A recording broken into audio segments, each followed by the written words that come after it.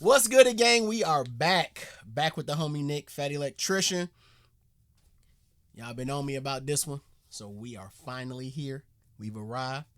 America's ace of aces, Richard Bong. Let's rock and roll, man. I ain't even got much to say, man. I'm just excited to be in a good headspace and not dealing with the bull crap I was dealing with last week. All right?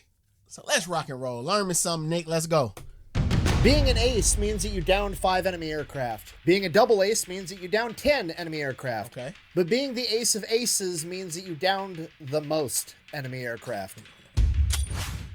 Today we're talking about Richard Ira Bong. He is America's ace of aces, credited with downing 40 enemy planes in the Pacific theater of World War II from the cockpit of his legendary P-38 Lightning, Marge, affectionately nicknamed after his wife. And just to be clear, when I say he's credited with downing 40 enemy planes, those are confirmed, either by film or by eyewitness. He downed 40 planes. That does not include his probables. That does not include all the planes that he critically damaged first and then let his men finish off so that it could boost their morale. And it does not include the giant crocodile. But we're gonna... Wait, is that a real thing? Like, I don't know. I don't think Nick said that as a joke. Is that a real thing where they're like, okay, cool, I'm a damage them up, let my boys, let the newbies finish them up so that they could boost their morale? Y'all let me know. Probables. That does not include all the planes that he critically damaged first and then let his men finish off so that it could boost their morale. And it does not include the giant crocodile. But we're gonna get to that right after an awkwardly relevant word from our sponsors. This video is brought to you by War Thunder. They've got over 2,500 tanks, planes, and ships, pretty much all of them between World War II and modern time. And my favorite part about it is not only how accurate the vehicles are, but all the historical Easter eggs that they also have in the game. For an awkwardly relevant example, let's say that I wanted to play as a P-38, but I don't want to just play as any P-38. I want to play as Richard Bong's P-38. It's actually possible to get an exact replica of his legendary plane, Marge. It has the red nose cones and wingtips that were unique to him because paint was so hard to come by in the Pacific theater. It has the portrait of his wife and the cursive lettering Marge next to it, as well as all the flags symbolizing his downed enemies. Even the serial number on the side is accurate. And it's not just the paint job that's accurate, it's everything else. You can go in and see what type of engines his plane had. You can see what kind of guns and cannons are in the nose cone. You can see what type of bombs it's capable of. This is where games have gone? Or maybe maybe it's exciting because, like, it's actually Richard Bong's plane. Maybe that's what it is. Maybe me getting into all of this history and war history, and it's like, damn, the games went that far and this shit probably been here. You can see what kind of guns and cannons are in the nose cone. I don't know. You can see what type of bombs it's capable of dropping. You can see the self-healing fuel tanks, the cockpit, everything. And then after you're done checking everything out, you can actually go fly it and shoot down enemies yourself. So if you wanted to give War Thunder a try, it is free to play on PC, PlayStation, and Xbox. And when you use my link down below, it's going to get you a bunch of freebies to get you started off on the right foot. And then, of course, we do have to give a special thank you to Delete Me. It's the best business model on the planet. You give them money, they make sure that data brokers on the internet aren't selling your personal information. If you like privacy, you're going to love Delete Me. As always, that's going to be linked down below and over at thefatelectrician.com. Let's get back to the video. Let's go, little Richard. All right, September 24th, 1920, Richard Bong is born. He grows up on his family farm in Poplar, Wisconsin, an extremely small rural town. His father, Carl, is a first-generation Swedish immigrant, and Richard is the oldest of 9 siblings. Okay, look, I'm not going to beat this into the ground, but I need us all on the same page. Richard Bong is a farm kid from the Midwest that grew up during the Great Depression as the oldest of 9 siblings, okay? He was probably tougher than me and you combined by the time that he was 8 years old. I'm just going to leave it at that. Speaking of when he was 8 years old, that is actually when fate would step into this story. You see, young Richard, or Dick as everybody called him at this point, was pretty much your average farm kid from the 1920s. He got up before the sun did chores until it was time to go to school, went to school, did the best he could, came home, worked until the sun went down, had dinner, went to bed. But then in the summer of 1928, something amazing happened, or at least something amazing to an 8-year-old that's never seen a plane that's grown up in a cornfield. A plane flew by one morning. But it wasn't just any plane, it was a US Army plane, and it flew by so low that Richard could actually see the pilot in the cockpit, and he waved at him, and the pilot actually waved back. Then later that day, when Richard was doing his evening chores out in the field, the plane flew by again, this time going the other way. And the next morning, the same thing happened. And the day after that, and the day after that, and the day after that. It went on for weeks. Richard has no idea at the time, but that plane is actually carrying the mail of President Calvin Coolidge, who had decided to take his summer vacation in the next town over, Superior, Wisconsin. And it just so happens that the Bong family farm is directly in the flight path. This seemingly random act of fate is what sparks Dick Bong's initial interest in aviation, and at the age of 8 years old, he becomes completely obsessed. Every spare second he has with his extremely busy manual labor-filled childhood, he spends researching and studying aviation. He reads every book from every public library that he can convince his parents to take him to. For every birthday and Christmas, he is asking for scale model replicas of different planes. But then one day his dad, a World War I veteran, tells him a story that he remembers from his time in the service. The incredible story of America's ace of aces, Eddie Rickenbacker, the race car driver that turned into a fighter pilot and is credited with downing 26 enemy aircraft, more than any other American during World War I. And with that, it becomes Dick Bong's life ambition to become a fighter pilot. Okay, but here's the problem with that. At this point in time, At 8. Do they make 8-year-olds like that anymore? I don't know. My son is only 5. I'm waiting to see what he's going to be interested in at 8. He loves Jamaican music, so I don't know.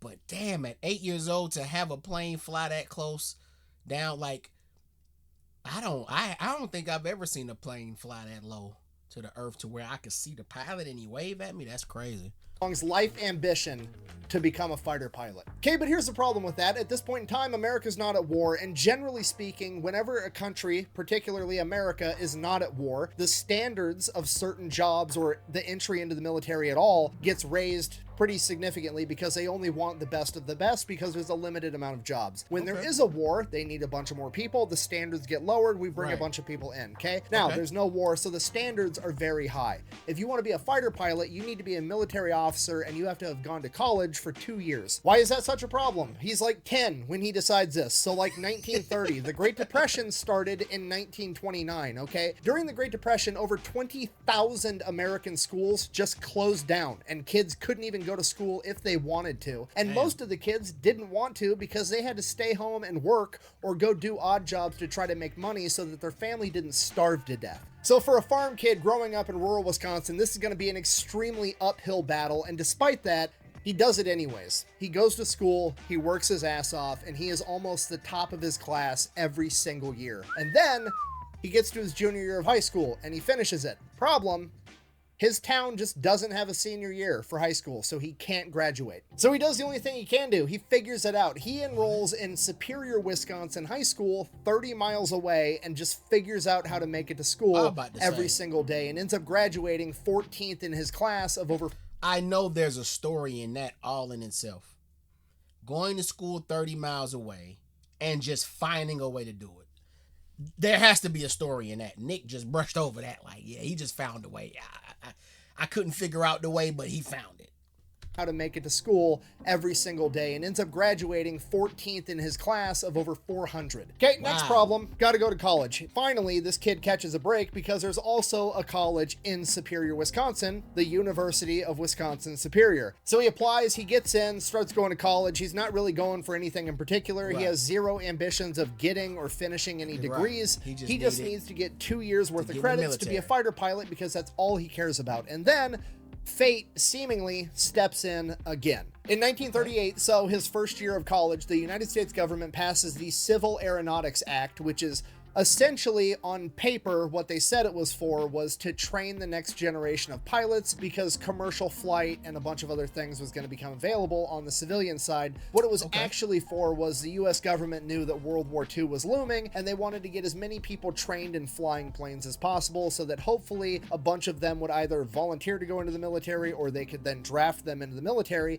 because they knew they were going to need a ton of pilots if war broke out. So the United States government is going to foot the bill for college students to learn how to become pilots, and as it would just so happen, one of the first colleges in the country to get this program was the University of Wisconsin-Superior, and Dick Bong was one of the first people to apply and get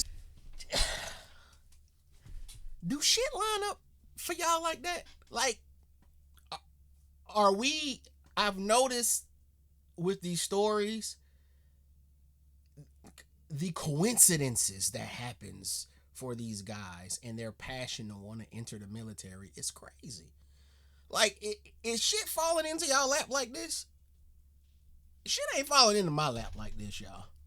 Happened, one of the first colleges in the country to get this program was the University of Wisconsin-Superior, and Dick Bong was one of the first people to apply and get accepted. So now he's getting college credit to fly planes. It's like a dream come true. He absolutely loves it. He is a complete natural at flying. He is the top of his class when he finishes the course. He then gets enough college credits to get accepted into the military academy in June of 1941, and right as he is about to graduate from the academy, the attack on Pearl Harbor happens. This changes the entire trajectory of Dick's career. You got to realize he's almost done with his training, and now there's going to be this massive wave of new recruits that both volunteered and got drafted coming in behind him. So he's like in this bottleneck, essentially getting shoved through the training as fast as possible. And when he gets out of the training, he's going to be one of the most experienced pilots the military has. And pretty much all of their pilots are going to end up being trainers, including Dick Bong. Okay. He ends up getting stuck being a gunnery instructor on the T-6 Texan. And honestly, it probably sucks, right? Because he ends up having to instruct all the new guys, and then the new guys get to go off to war and have his dream job. He's been working his ass off since he was 8 years old to meet these incredibly high standards, and then the second he meets those standards, gets his foot in the door, a mob of people comes running past him, and he's basically stuck there holding the door open for everybody else. And the T-6 Texan at this point in time that he's training all these guys on is just a trainer plane. Like, they're not sending T-6 Texans out onto the battlefield. So he's literally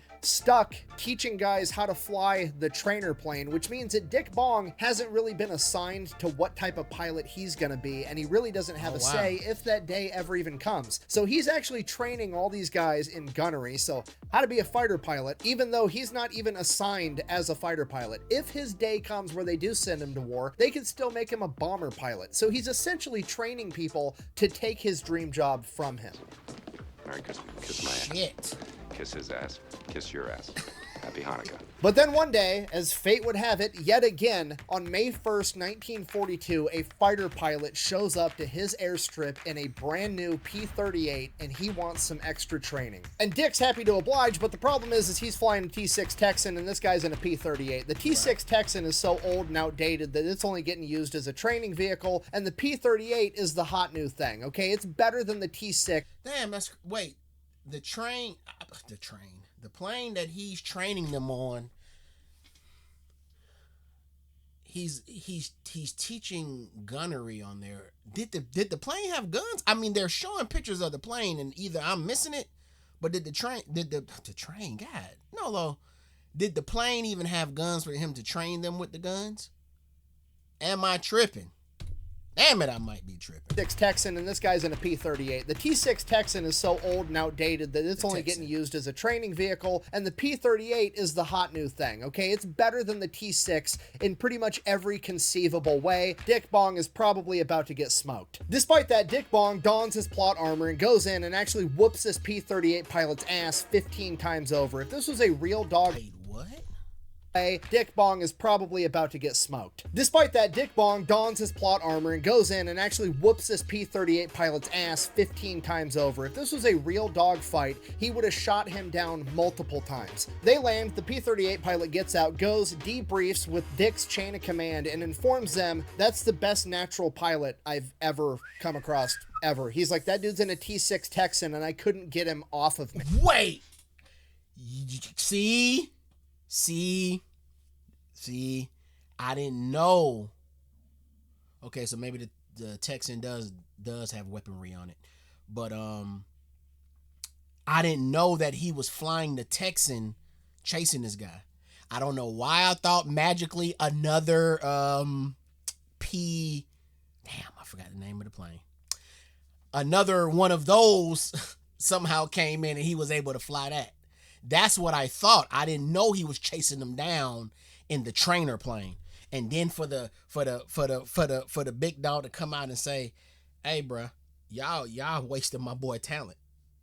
My boy, the best natural pilot I've ever seen." Man, that's crazy, bruh. He briefs with Dick. That's just to be that impressive. To be that impressive. Has to be a good feeling. Down multiple times. They land, the P-38 pilot gets out, goes, P-38. debriefs with Dick's chain of command, and informs them that's the best natural pilot I've ever come across, ever. He's like, that dude's in a T-6 Texan, and I couldn't get him off of me. Why is he here? At which point the chain of command's like, maybe we should do something with him. So they assign him to a fighter wing and send him off to go train on the P-38 Lightning.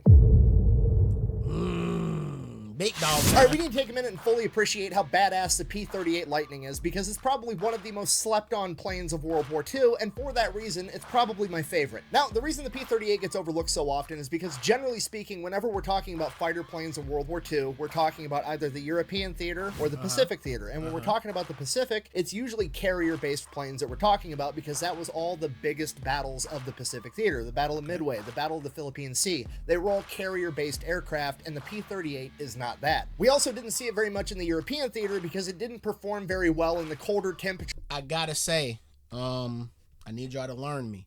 Carrier plane. What's the difference between the P-38 and a carrier plane? What makes a carrier plane a carrier plane?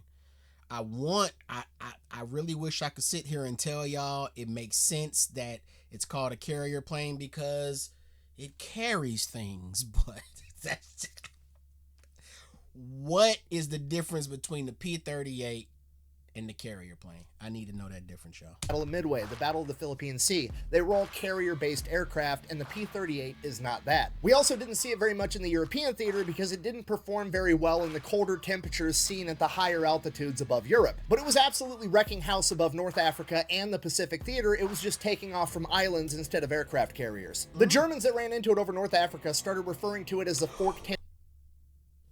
I think he just explained it to me, maybe. But it was absolutely wrecking house above North Africa and the Pacific theater. It was just taking off from islands instead of aircraft carriers. The Germans that ran into it over... Is that what a carrier plane is? A plane that takes off from the carrier ships? Damn. I hope I'm right about this, y'all. In the Pacific theater, it was just taking off from islands instead of aircraft carriers. The Germans that ran into it over North Africa started referring to it as the fork-tailed devil, and the Japanese called it 2 planes, 1 pilot. Yes, I realize there was a shitty joke there about a cup and a couple of girls, but we're not going to make that joke. We're just going to keep moving. Or does carrier pilot mean that it has more than 1 passenger? Because he just made it seem like the P-38 is a one. Y'all gonna tell me. I don't know why I keep dwelling on this shit. And a couple of girls, but we're not going to make that joke. We're just going to keep moving.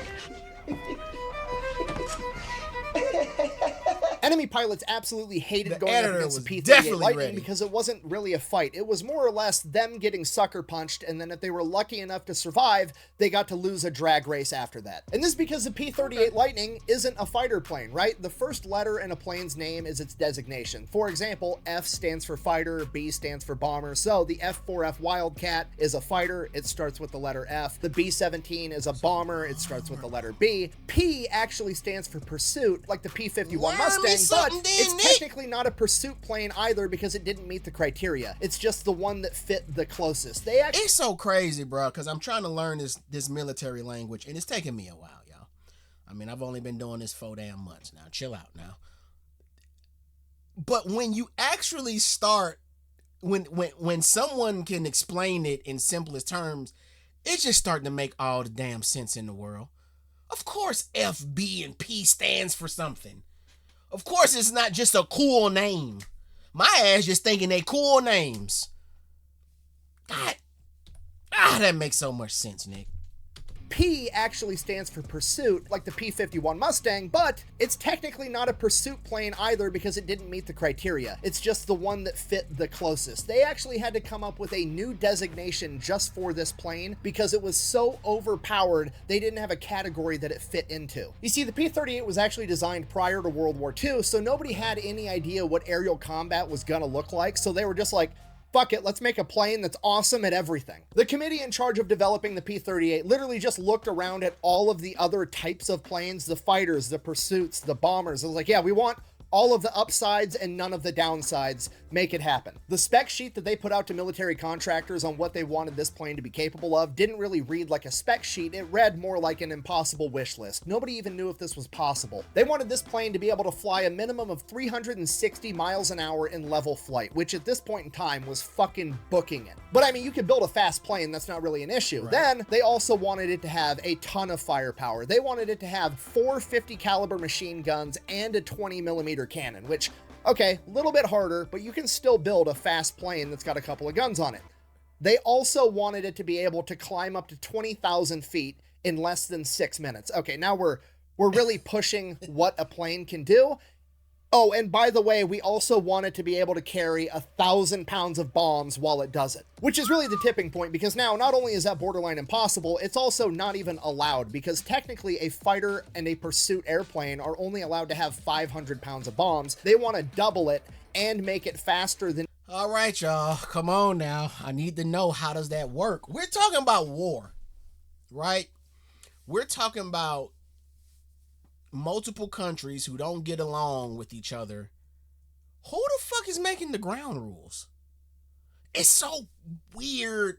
Again, y'all know I believe the world is just ran by a bunch of homeboys, and some of these homeboys fell out with some of the other homeboys, or some of their homeboys passed away who used to run this country and left it to this dude that you never really got along with, or this dude came and took over your homeboy trap, and now you got to figure out, can you get along with this dude? Who comes up with what do you mean is only allowed to have 500 pounds of weaponry, of bombs? Who came up with that rule that everybody just agreed with? Or is my boy Nick just telling me that was just a U.S. standard? Like, we only allow 500 pounds. Let me know, man, because bruh, how the hell y'all got rules in war? I don't get it, but I do get it, but I don't get it. Impossible. It's also not even allowed, because technically a fighter and a pursuit airplane are only allowed to have 500 pounds of bombs. They want to double it and make it faster than any other fighter on the market, and have more guns than pretty much any other fighter. So when they put out the bid for this plane to be built, they're not allowed to call it a fighter or a pursuit aircraft, because it exceeds the limitations for those categories. Okay. So they're like, fuck it, we're just going to come up with our own category. We're going to call it the Interceptor. Good. Yeah, the committee in charge of developing the P-38 is on some gangster shit. They're like, well, we can't call it a pursuit aircraft because that implies that they might actually get away, and they're not gonna. And we can't call it a fighter because that implies that they stand a chance once we get there, and they don't. So we're actually gonna request an Interceptor, which is some shit that we just made up, okay? The moral of that story is that this should actually be called the I-38 Lightning, not the P-38 Lightning. The problem with this is all just one big ask, and none of the defense contractors think that this is even possible to actually make.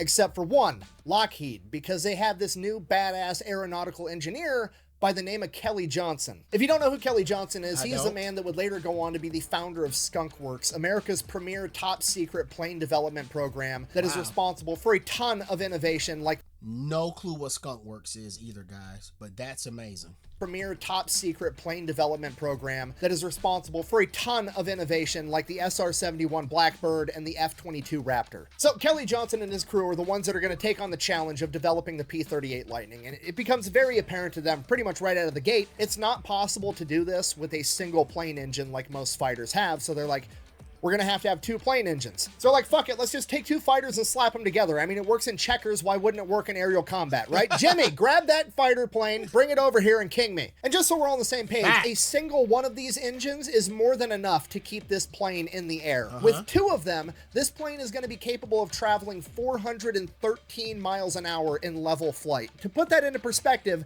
that's roughly 100 miles an hour faster than any other fighter plane on the planet at this point in time in 1940. He's so fast. He makes Fast people look not fast. Not only is it going to be significantly faster, it's also going to have significantly more firepower. Most fighters have like 450 caliber machine guns. The P-38 is going to have 450 caliber machine guns and a 20 millimeter cannon mounted in the nose, and it can carry bombs or rockets. And then on top of that, not only do these massive engines allow it to go faster while carrying more firepower, it also is allowed to operate at a higher altitude, meaning that now they are always going to have the high ground when they enter into a dogfight. So when the P-38s show up, they get to attack you from above at speeds that you can't match, and then if you're lucky enough to survive, they get to just roadrunner themselves out of the equation because they're 100 miles an hour faster than you and you can't catch them. Oh shit, the road runner. But that's assuming that they want to run away, because the P-38 Lightnings are also more maneuverable than a ton of modern fighters as well, because the massive dovetail allows them to catch more wind, giving them a tighter turn radius,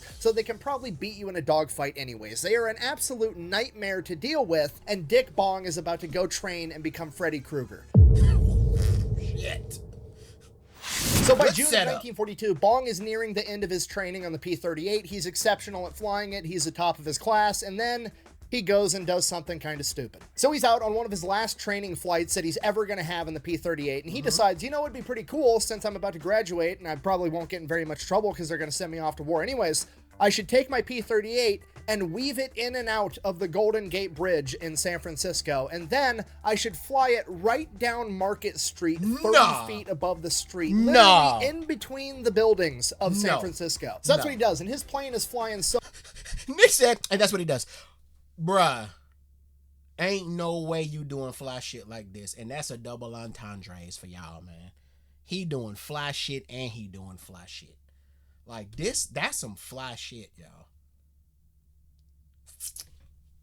And then I should fly it right down Market Street, 30 feet above the street, literally in between the buildings of San Francisco. So that's what he does. And his plane is flying so low to the ground that the wind coming off of it is actually ripping clothes off of clotheslines throughout San Francisco. And then he makes his way back to the base, and he is in a whole world of trouble, more than he ever thought he would be. And this is the part where most people are like, oh, he's probably going to get in trouble because that seems pretty dangerous. And like, yeah, that's a small part of it, but you have to appreciate the bigger context of what's going on at this point in time, right? It's June 1942. The attack on Pearl Harbor happened 6 months ago, okay? And this kid decided it'd be funny to take his very strange, lesser-known, military-looking plane and fly it through a national monument and then down the middle of a major metro area. In San Francisco, of all places, which is probably one of the most likely targets of the Japanese Empire if they were going to attack America again, similar to how they did at Pearl Harbor. This scared the holy shit out of a lot of people. I mean, rightfully so. This is literally no different than if a commercial pilot decided to fly his commercial airliner really close to a skyscraper in New York City in January of 2002. Okay, like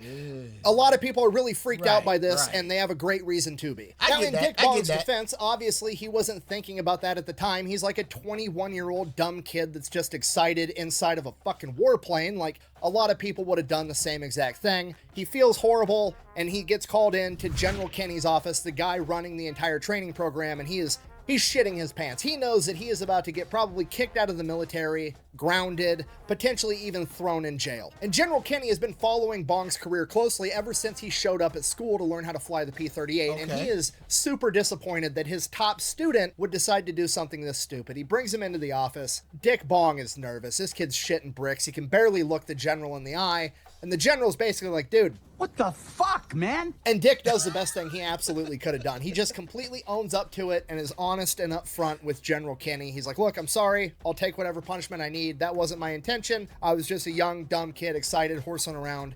It wasn't the right thing to do. I'm sorry. And at this point, General Kenny realizes on one hand, you can't do this shit, but on the other hand, this is exactly the type of guy you're going to need if you want to win this war. He then tells Dick, and I quote, son, the fact is, if you didn't want to do loops through that bridge or fly down Market Street at second floor level, I wouldn't want you. Now I'm paraphrasing for Hey, you got to give the flowers to the people who can step back and say, oh, no, we need this motherfucker. This is exactly who we need on our team doing this type of shit. Okay, now, because he going to do this type of shit when it's wartime and the ops ain't going to They not expecting that.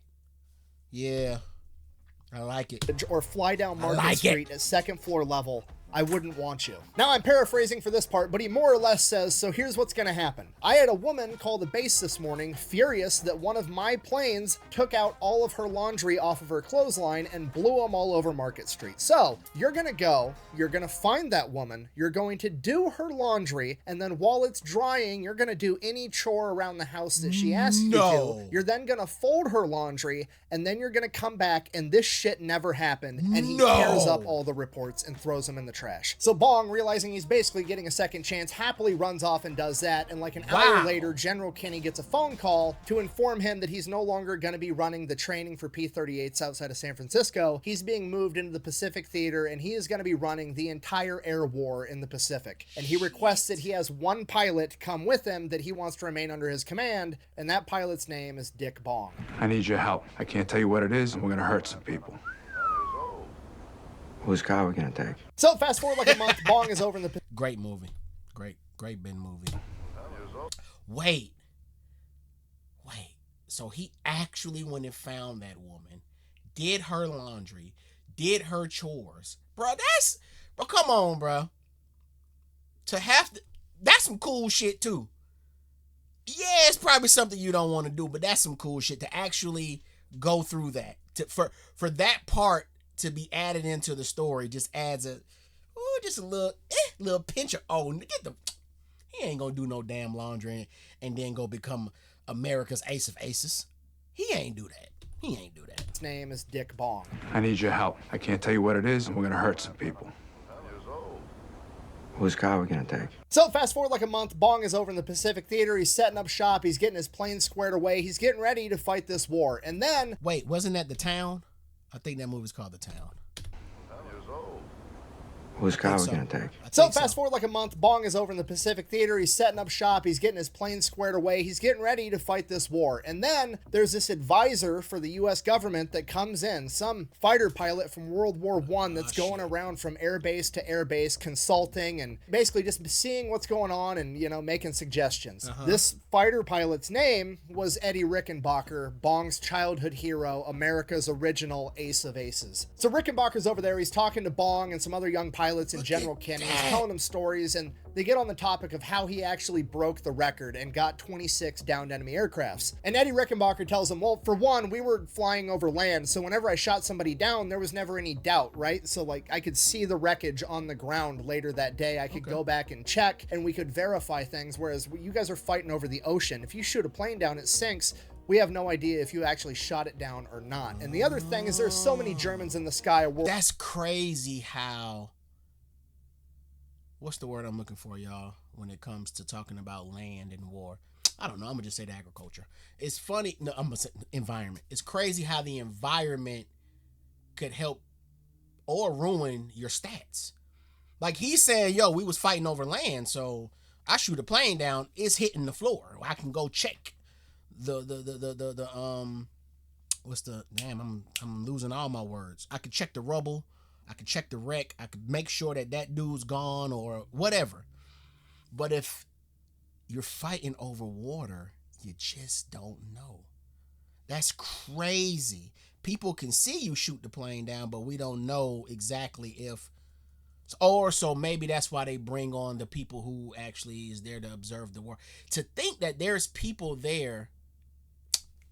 We'll get to it. Hold on. We have no idea if you actually shot it down or not. And the other thing is there's so many Germans in the sky of World War I, I just had more opportunities than you guys are probably going to have. At this point, Dick Bong chimes in and is like, actually, sir, I hear we have plenty of Japanese to shoot at up in the sky around here. Eddie Rickenbacker kind of just smiles, clearly understanding that this was a challenge from this young pilot. Talk and he about says, it. I'll tell you what, if you can shoot down more Japanese than I shot down Germans, I'll buy you a case of scotch. At which point, General Kenny immediately says, and I'll double it. And then the next man up the chain of command, General Hap Arnold, hears about this and says, and I'll buy a case of champagne. And then the next guy up the chain of command, General MacArthur, says, I'll double the champagne as well. double it. Then, unfortunately, this gets picked up by the media and they make a big deal out of it. You know, they've got the picture and the headline and it's like, America's ace of aces, Eddie Rickenbacker, and America's top generals make bets for alcohol with young pilots to down enemies. And there's like a bunch of public backlash because you got to remember, Prohibition was 10 years prior. Alcohol is still very controversial and a bunch of people feel like, wait, y'all telling me this man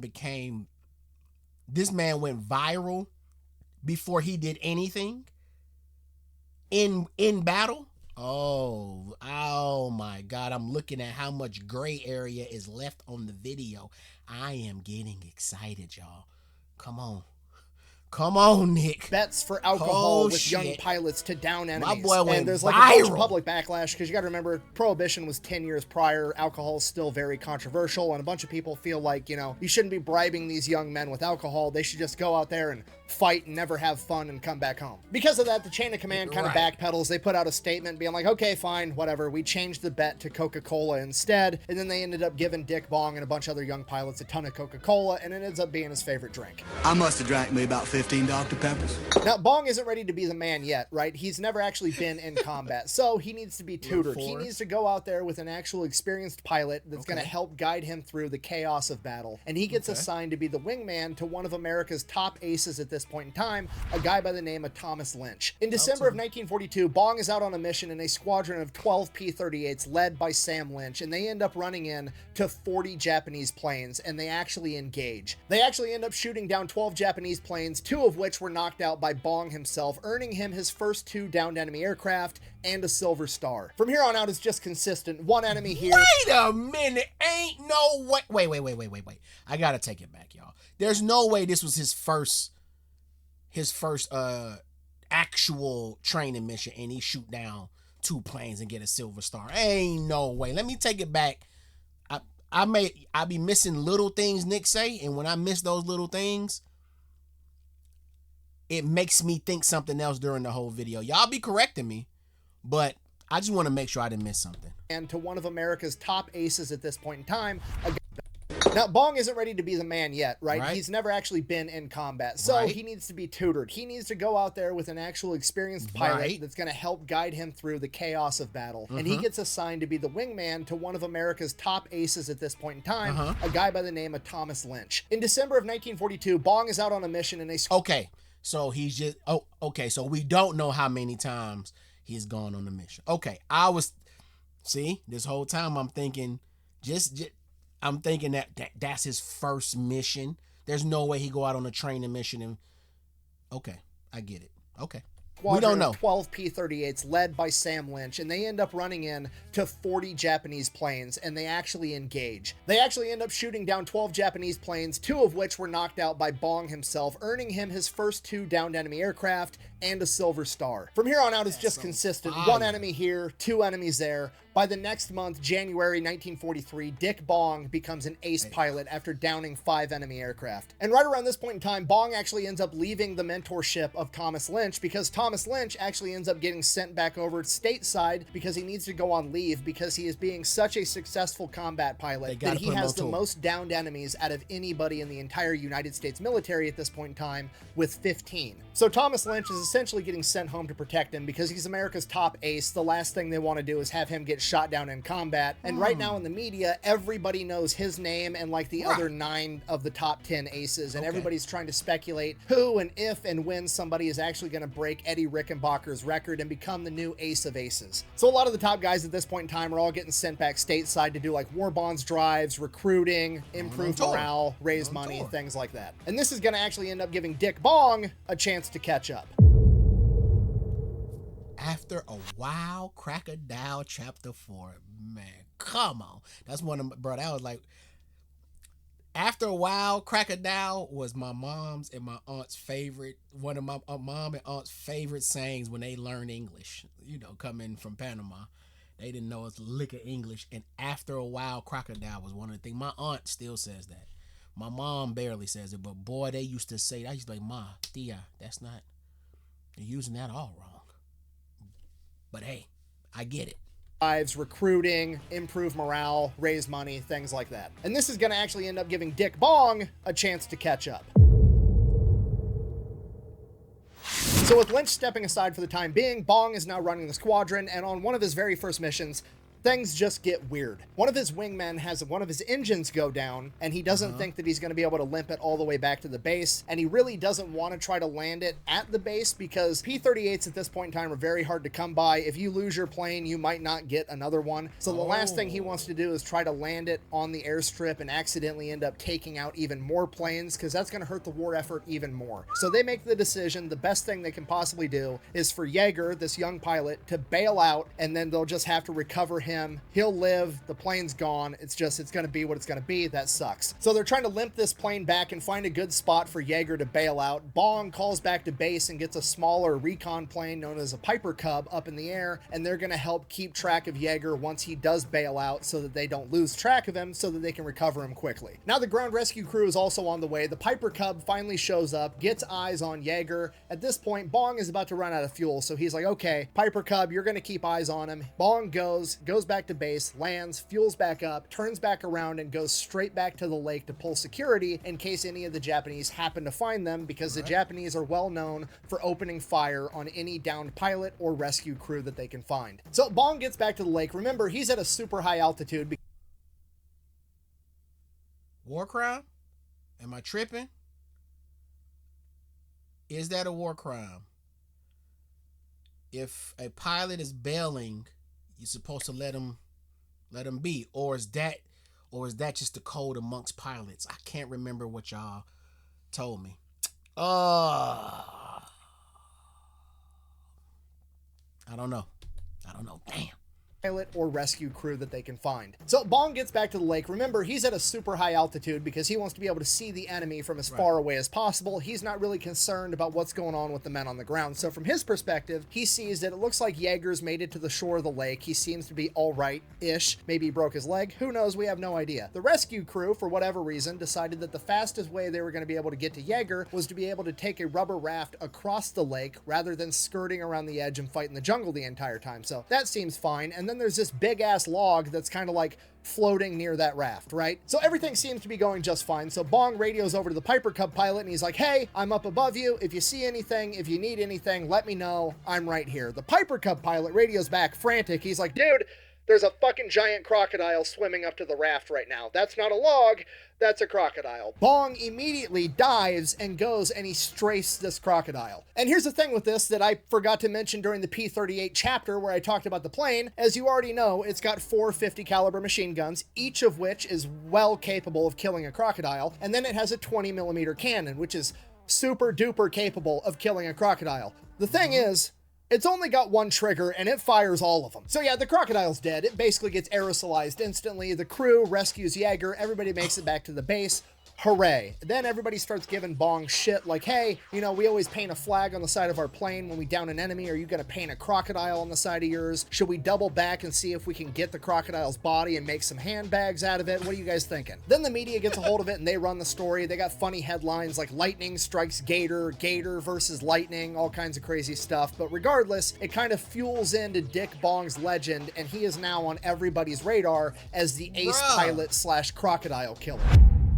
That's fire, Rack. Oh, here we go. So the media starts giving Dick Bong a lot more attention, but he doesn't pay much attention to it. He just keeps doing his job. He's growing into his shoes as the leader. He's going out, he's leading missions, and then he gets another kill and another, and then 2 more here, 2 more there. Next thing you know it, Bong is a double ace with 10 confirmed down enemy aircraft. So now, not only is Bong the crocodile hunter, but he is also rapidly catching up to his mentor, Thomas Lynch, for having the most confirmed kills in the entire United States military, and he is now in the running to become the new ace of aces. And right around this time, one of Bong's wingmen requested an audience with General Kenny because he had to tell him something about his star pilot, Dick Bong. This young pilot shows up in the office and tells General Kenny, sir, he's given away Japanese. And General Kenny is like, what are you talking about? What do you mean? And he proceeds to tell this story about how they were out on a mission and Bong shoots up this 0 to the point that like it's going down. The wing is literally tearing off the side of the cabin. At which point Bong peels off and instructs his wingman to finish shooting that 0 down, even though it was already going down. And this young pilot figures like, okay, well maybe he's just like training me. Maybe he wants me to get target practice. I have no idea while he's doing this. Then they land, they get back from the mission and Bong comes up to him and he's like, hey, I saw you down that Zero, I'm willing to sign off on it so that you get that confirmed kill. At which point this young pilot is like, no, you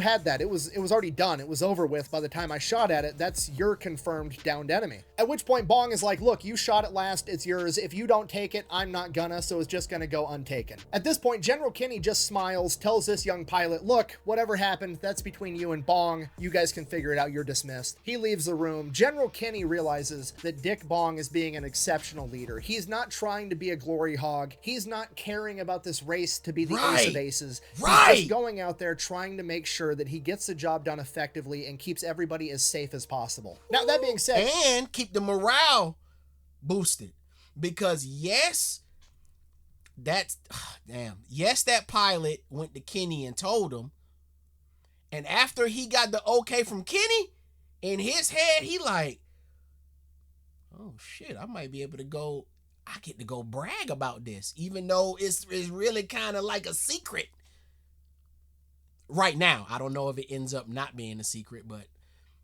it's a secret right now, so maybe I get to brag a little bit. Maybe that'll get other people to want to come join us. I don't know.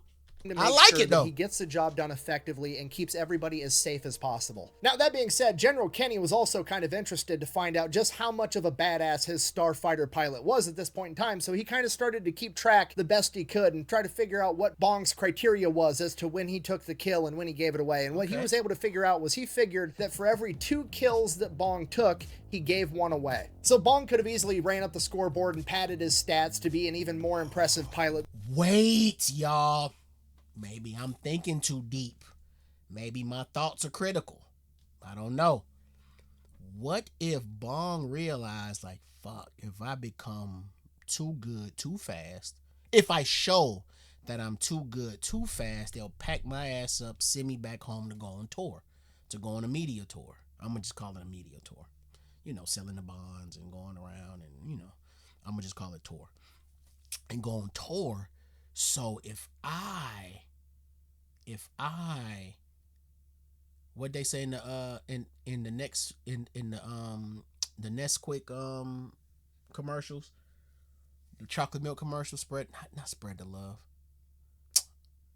Shit, I'm tripping. I don't know. Anyways, maybe if I spread the love around, the big dog Kenny, when they do call for me, we need him here. You know, he's not, you know, maybe he'll work a word for him he'll put in a word for him to stay. Maybe that's me thinking too much. That might be me thinking too much, but I'm thinking that's what Richard's thinking. Like, I can be good, but I can't be that good because then I got to go home and sell bonds. What he was able to figure out was he figured that for every 2 kills that Bong took, he gave 1 away. So Bong could have easily ran up the scoreboard and padded his stats to be an even more impressive pilot than he already was, but he cared about his men more. And this would become even... LeBron, that was a good spot to use LeBron, Nick. Padding those stats.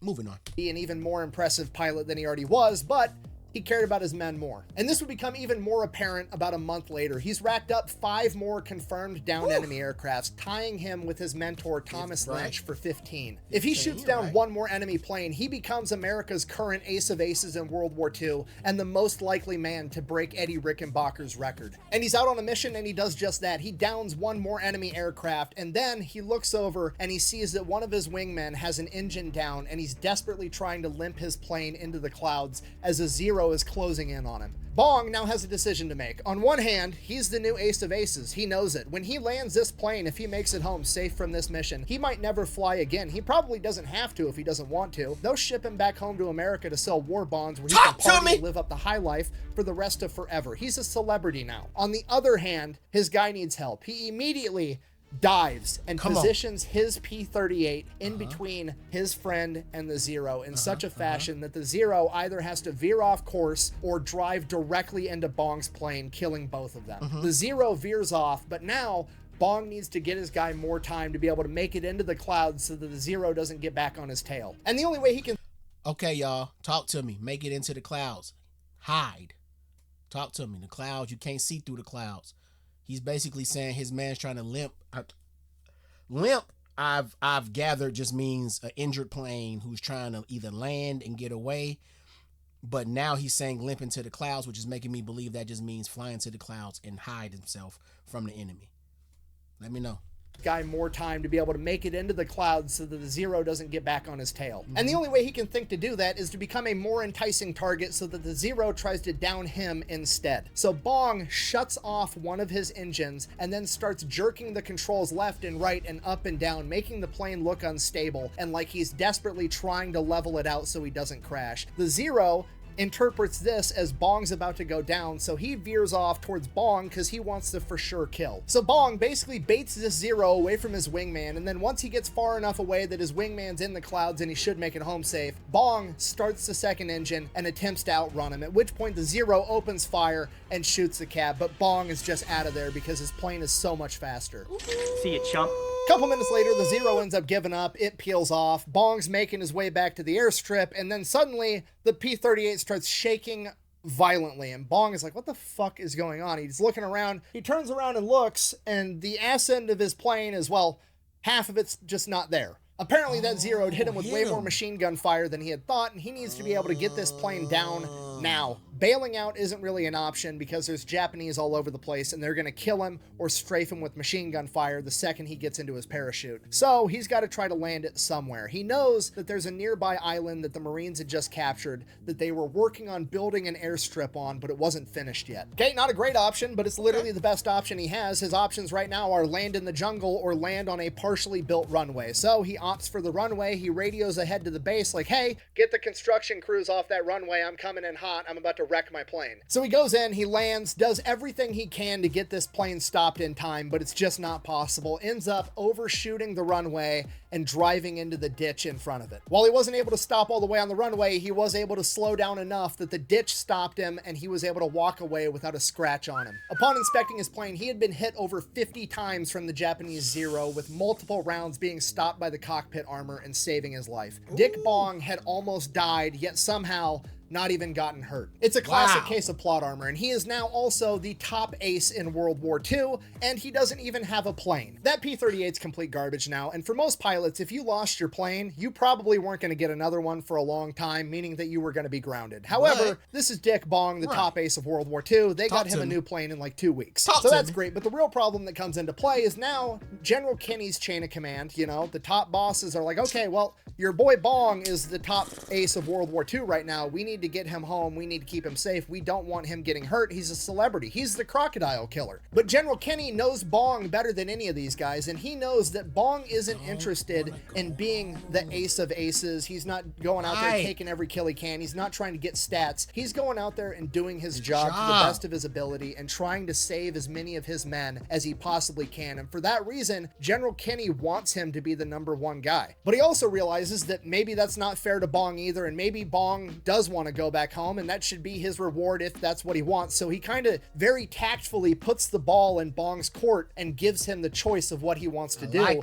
without actually doing that. And the way he goes about doing that is he tells Bong, hey, when you get 20 confirmed kills, I'm sending you home for 2 months for vacation. And he knows that this means that Bong is going to pick and choose when he hits that 20 kill mark, because he knows that Bong isn't a glory hound. He'll shoot down 20 enemy planes and give all the kills to his men if he wants to, and that's his choice to make now. So naturally, Bong does what any... Bruh, can you imagine being in war? Like, bruh, like for real, you imagine being in war. This is actual war. This ain't no bullshit. This ain't play. This ain't simulation. This is war. And in war, you're in the air, in a contraption that's way ahead of its time. Y'all know I feel like planes are light years ahead of its time.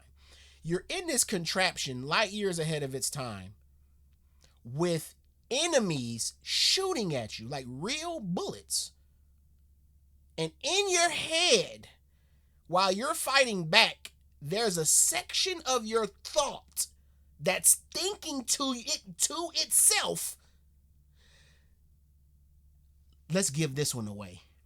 Like, let's give this kill away. That means that in your head, you're about to survive this kill. You're going to make it to the 20 kills regardless in your head. And you're actually thinking in war while flying, being shot at, oh, I got to pick and choose what I claim, because if I claim too much today, I have to go home tomorrow.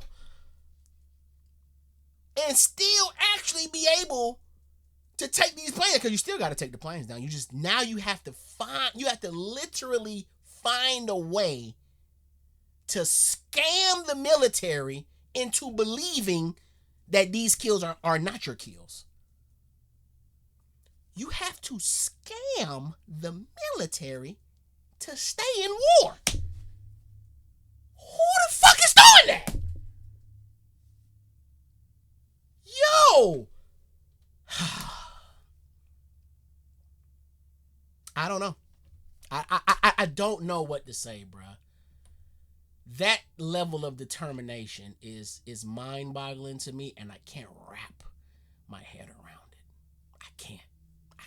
That Bong isn't a glory hound. He'll shoot down... Maybe because it's life and death circumstances. If it wasn't life and death circumstances, I could probably figure that shit out.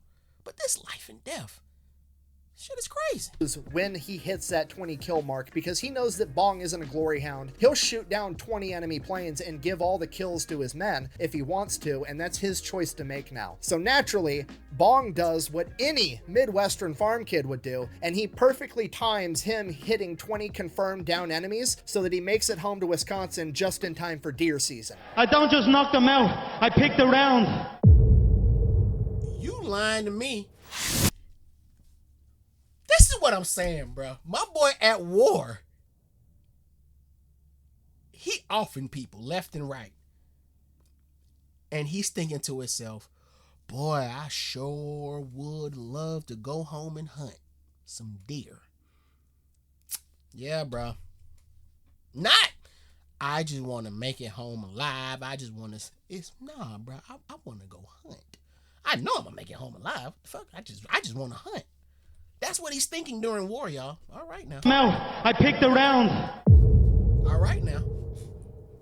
So Bong gets back to America. They parade him around. He's in the newspapers. He's on the radio. They're interviewing him. He's doing war bond drives. And after a couple weeks, he's like tired. To the chain of command, he's like, look, I just want to go back home to Wisconsin, see my family, and hunt some deer and be left alone for a little bit. Can I do that? And they're like, okay, yeah, fine. You deserved it. Go ahead. They get him a train, takes him up to Superior, Wisconsin. And he gets to Superior the night of homecoming for the University of Wisconsin Superior, his former college. And he goes to the homecoming event, ends up bumping into the homecoming queen, and they end up becoming a thing. Which, I mean, A, obviously that happens. I mean, look at the guy. He's clearly the main character. Obviously, he's going to get to date the homecoming queen. However, B, this is kind of a crazy scenario to think about that probably happened all the time in World War II, right? I mean, could you imagine being like a high school senior or a college freshman or sophomore that was a dude going to school at this point in time trying to score a girlfriend? Like, you go up to the homecoming queen trying to hit on her thinking you're hot shit because you played varsity football, then you find out that she's already being hit on by the deadliest fighter pilot in United States military history. You're just completely outclassed, like you never stood a chance. You haven't even got a name tag.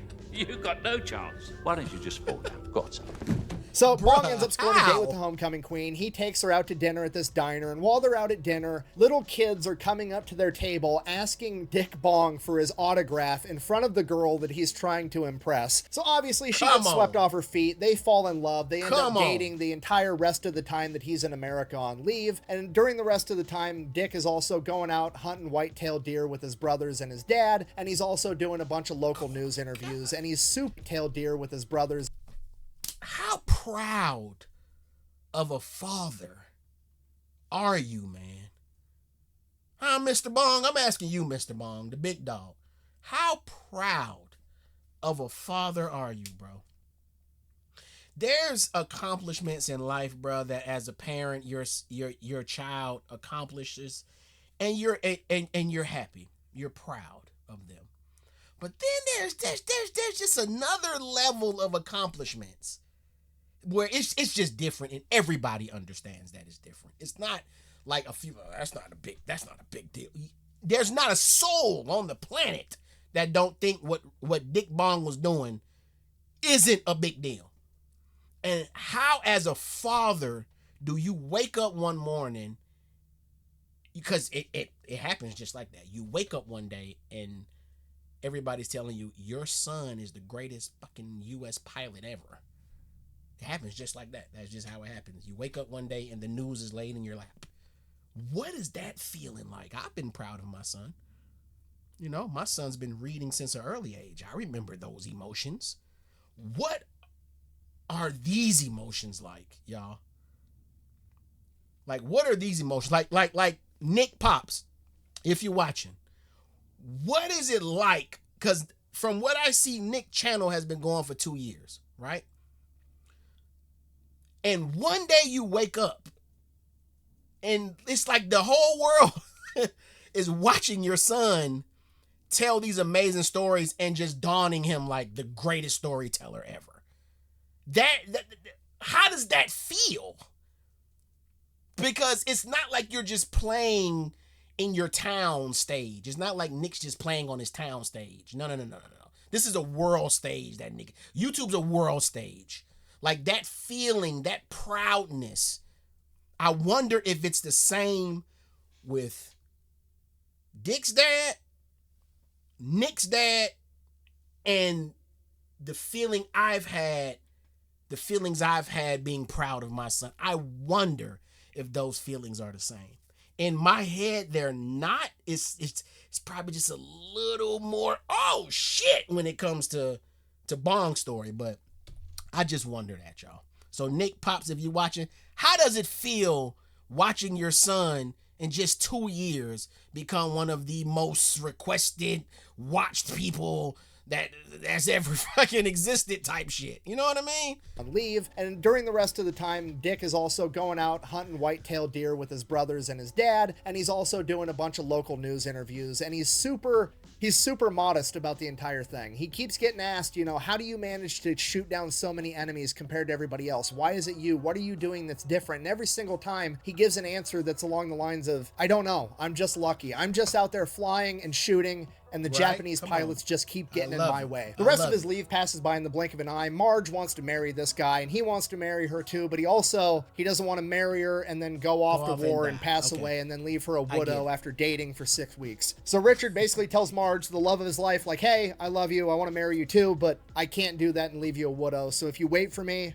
and I make it back, we'll absolutely get married. And with that, she promises to wait for him. He goes back off to war, but the one request he has before he goes is that she gives him a picture of her that he can have. And she's thinking like, oh, he wants to like stick it on his cockpit or have it in his helmet or in his hat or whatever. So she gets him some pictures and he goes back off to war.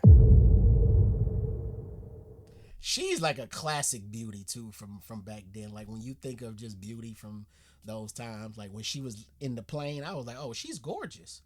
She's like television back in the 20s, 30s gorgeous, like how they portray the women. Like she's a beautiful woman. Some pictures and he goes back off to war.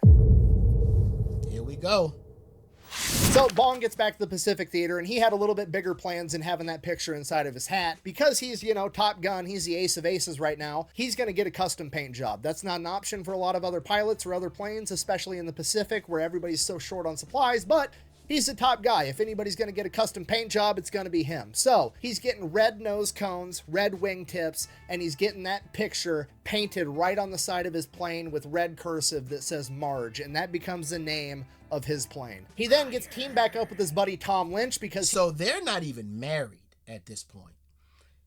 He told her, I want to marry you, so I don't even know if he actually proposed to her. But maybe he did. I don't know.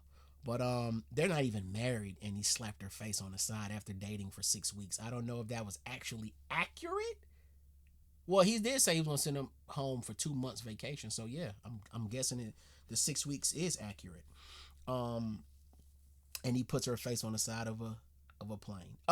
So now, ladies, because I know I got a few female viewers.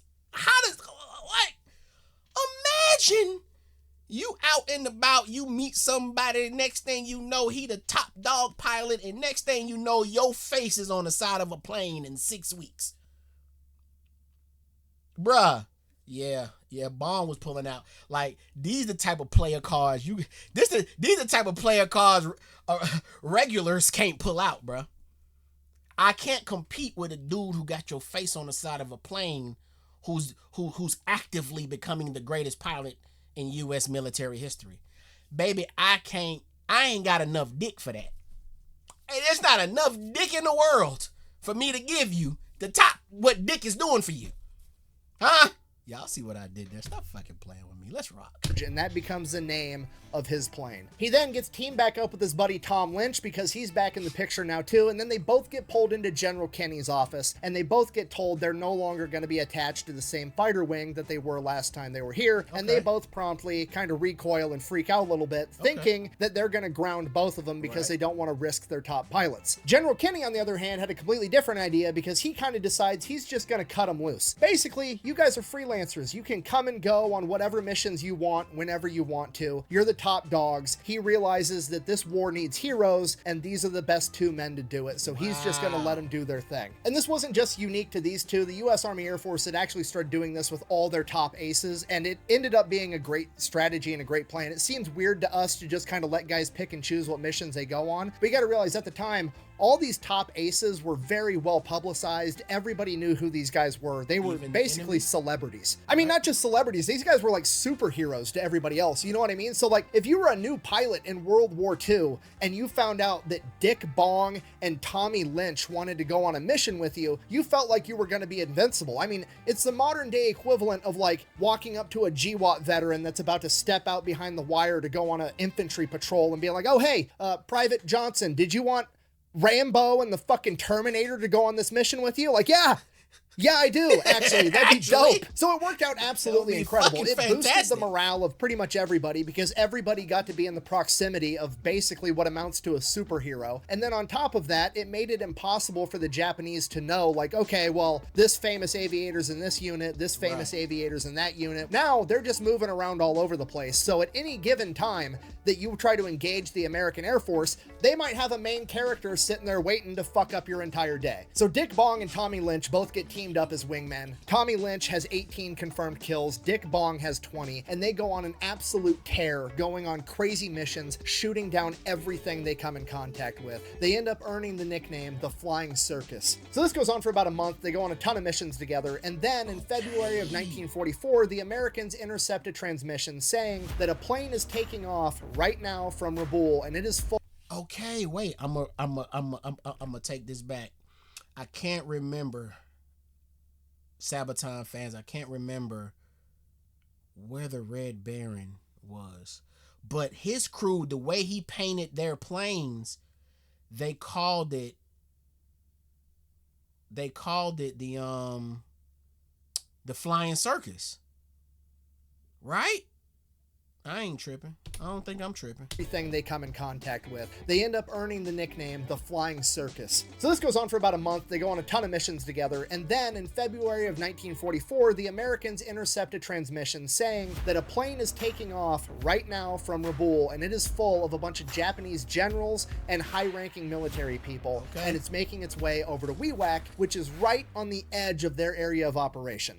What are you waiting for? Chinese New Year? Go, go, go. Kenny immediately sends Lynch and Bong. I mean, full sprint to the planes on the airstrip, taking off, just the two of them. They fly all the way there, 400 miles an hour, just maxing out their P-38s, trying to get there in time.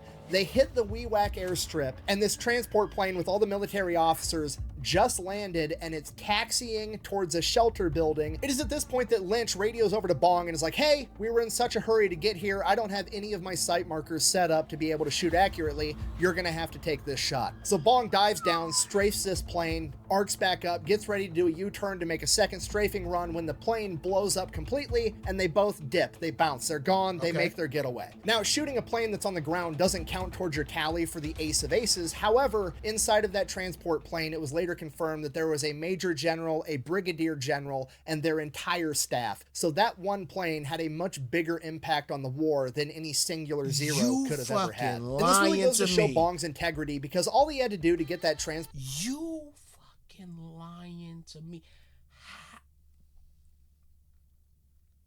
And I'm not saying, I know they didn't know that those guys were in there. I know that. What? I don't know. I just know.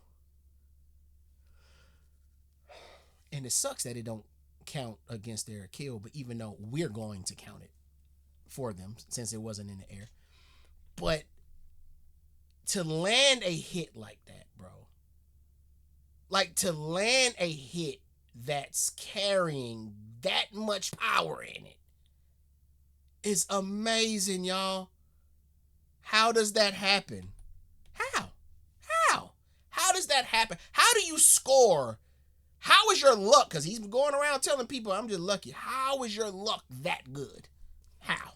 Higher staff. So that one plane had a much bigger impact on the war than any singular zero could have ever had. And this really goes to show Bong's integrity, because all he had to do to get that transport plane to count as an aerial victory for his tally for Ace of Aces was to say that it was like a foot off the ground and it was about to land. His buddy Tommy Lynch would have absolutely signed off to whatever he said, and then that would have counted. But Bong didn't want that, because that's not what happened. He didn't care about padding his stats because he didn't care about any of that stuff. He was just there to do his job. Like I love how humble he is, and I'm a fan of egos. You know, there's a way to display your ego and it be good. Example, Michael Jordan. Okay. His ego was right place, right time. Larry Bird ego, right place, right time. Then you have egos like Floyd Mayweather, where the ego, Jordan play a sport where the egos are displayed on the court, right? And that's fine with us. If you're in the battlefield and you got an ego, cool. Then you got Mayweather, right? Where in boxing, your egos aren't really shown in the boxing ring. There's some fighters that'll taunt you and do all this, like Ali. Ali showed his ego in the ring, but we're talking about Mayweather. Mayweather didn't. All his ego was shown outside of the ring, which makes us perceive his ego a little differently. It leaves a little distaste in your mouth, right? But the way Bong is doing it, I love how he, at this point, he doesn't even have an ego. He doesn't even seem like he has an ego. But I love that he's basically saying, I don't want no pretend W's.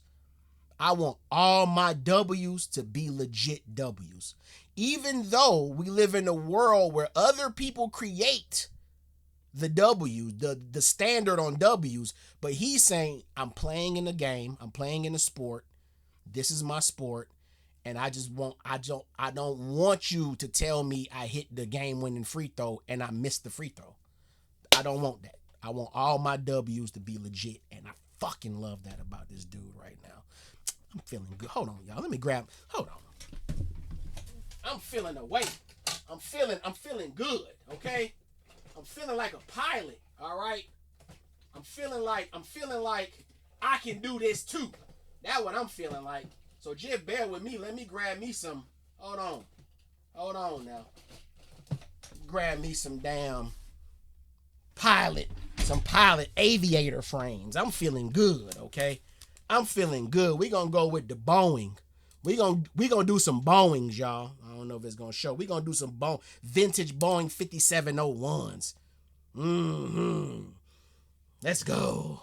Let's go, Bong. You got me feeling aviotic. Okay, let's rock. Padding his stats because he didn't care about any of that stuff. He was just there to do his job. 1 month later, March 1944, Bong and Lynch are out on another mission, and they are strafing Japanese ships inside of the harbor. They make their first pass. They strafe these ships. They go up. They go to make a second pass where they're strafing, and one of the ships is able to hit Lynch's plane. Damn. And the plane goes down, and it was too low to the ground for him to be able to bail out with a parachute, and his body was never recovered. General Kinney, being essentially what amounts to Bong's guardian angel at this point, said that Bong appeared to be handling the death of his friend fine. However, I mean, it can't be fine, right? Even if you're putting on a strong face, you know that shit hurts. So he had ended up giving Bong a mission where he was going to taxi down to Australia, and he was going to fly a new plane back, and he had radioed down to Australia, and he told the commander that was in charge of this new plane that Bong was being sent to pick up, hey, I'm sending down one of my guys to pick up this plane and drive it back. That plane is not going to be ready for at least 2 weeks, and if it is, I'm going to demote you at least 2 pay grades. Do you understand? And this was General Kinney's creative way of getting Bong leave without making Bong feel like he was taking leave. To make things even worse. Wow, bro, God. The leadership that's being displayed in this video is top tier. To be so aware of your pilot's mind state and how they handle things and how they will handle things if you don't handle it properly. In their eyes. Because sending him home for the death of his mentor, his friend, that sounds right, y'all. It sounds correct, right? But him knowing his pilot, knowing Bong is just like, bruh, if I tell Bong I'm sending you home to be sad, Bong is going to be very, very upset with me. He's not going to like that. He may not display it. He may say, but, and he's just going to take it because he's going to take his orders. But to know that if I send him away on a mission, I don't know if y'all going to call that a mission, going to pick up the plane, but I'm going to call it a mission. On a mission, Bong is not going to think that this is grieving time for him. He's just going to look at this as another job that he was given to do, and he has to execute this job and finish it and complete it, no matter how small the job was. And then he tells the folks, hey, 2 weeks, 2 fucking weeks. Make sure that damn plane ain't ready for 2 weeks. He needs 2 weeks. Fire. I'm going to take that back, y'all. I just want to hear that again. Bong was being sent to pick up. Hey, Bong face, you know that shit hurts. So he had ended up giving Bong a mission where he was going to taxi down to Australia and he was going to fly a new plane back. And he had radioed down to Australia and he told the commander that was in charge of this new plane that Bong was being sent to pick up, hey, I'm sending down one of my guys to pick up this plane and drive it back. That plane is not going to be ready for at least 2 weeks. And if it is, I'm going to demote you at least 2 pay grades. Do you understand? And this was General Kinney's creative way of getting Bong leave without making Bong feel like he was taking leave. To make things even worse, during this time while Bong was away, some random pilot needed to go on a reconnaissance mission and his plane was being worked on, so he's like, oh, well, I'll just take, Dick Bong's famous plane with the custom paint job that everybody knows as Marge, and I'm just gonna fly out on this recon mission. I'm not going into combat, shouldn't be an issue, and he ends up crashing the fucking plane into the jungles of New Guinea. I thought he was about to say the plane ended up getting shot down. Damn. But I'm happy that didn't happen. Plane with the custom paint job that everybody knows as Marge, and I'm just going to fly out on this recon mission. I'm not going into combat, shouldn't be an issue, and he ends up crashing the fucking plane into the jungles of New Guinea, and it was never found ever again. Until like 2 months ago. So in 2024, they actually did track down this plane, they found it, and fun fact, the only way they were actually able to identify it was because of the red paint that was extremely unique to Bong's custom paint job. So he gets back to base, he finds out that some pilot wrecked his plane, doesn't really care that much, he's just happy that the pilot survived and he was okay. Otherwise he didn't really care. He ends up writing home to Marge and is like, hey look, I got like 24 confirmed downed enemy aircraft. I got 2 more to go to tie the record. 1 more breaks the record. If I break this record, they're going to give me leave, send me home on a war bond tour, and then I can finally come home, see you, see my family. That's what I really want. That's his new goal. He needs to down 3 enemies because he wants to go home. Next couple of days, he goes out on a mission. I'm telling you, boy, them women to do it, boy. Them women to make it just be like, damn. Damn.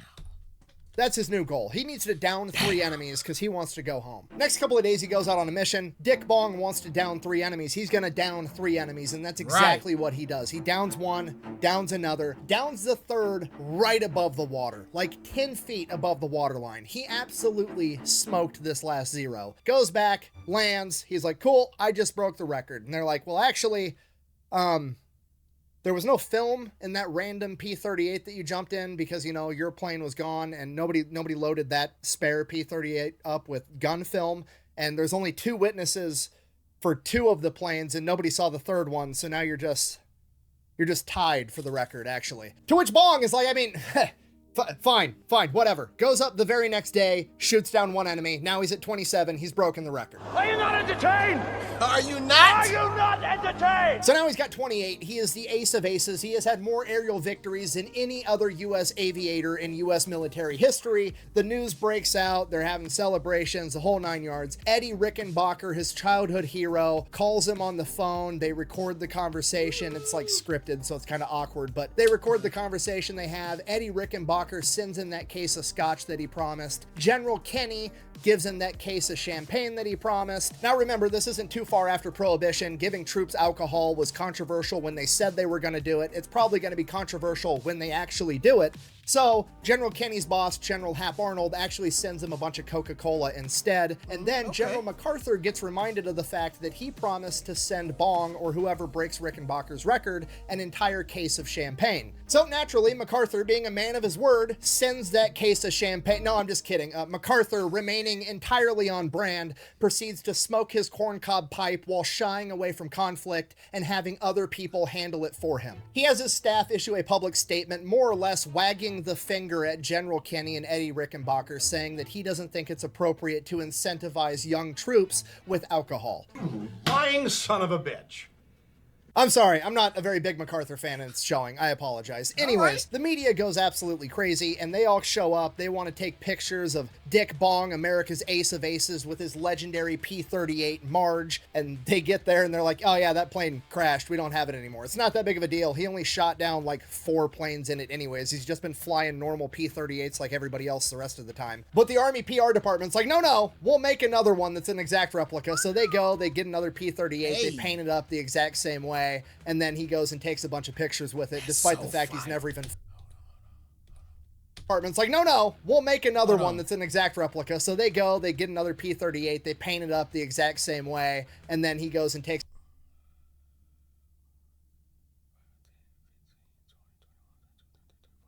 So this picture was taken when he had 25 confirmed kills, not 28, because I'm guessing... No, I'm not guessing. I think you guys told me that these stickers are for confirmed kills. It's crazy. I didn't know that the plane tell you the crew weight. Is the 200 pounds the limit, or are they actually saying this? No, I think it's the limit. Okay. All right.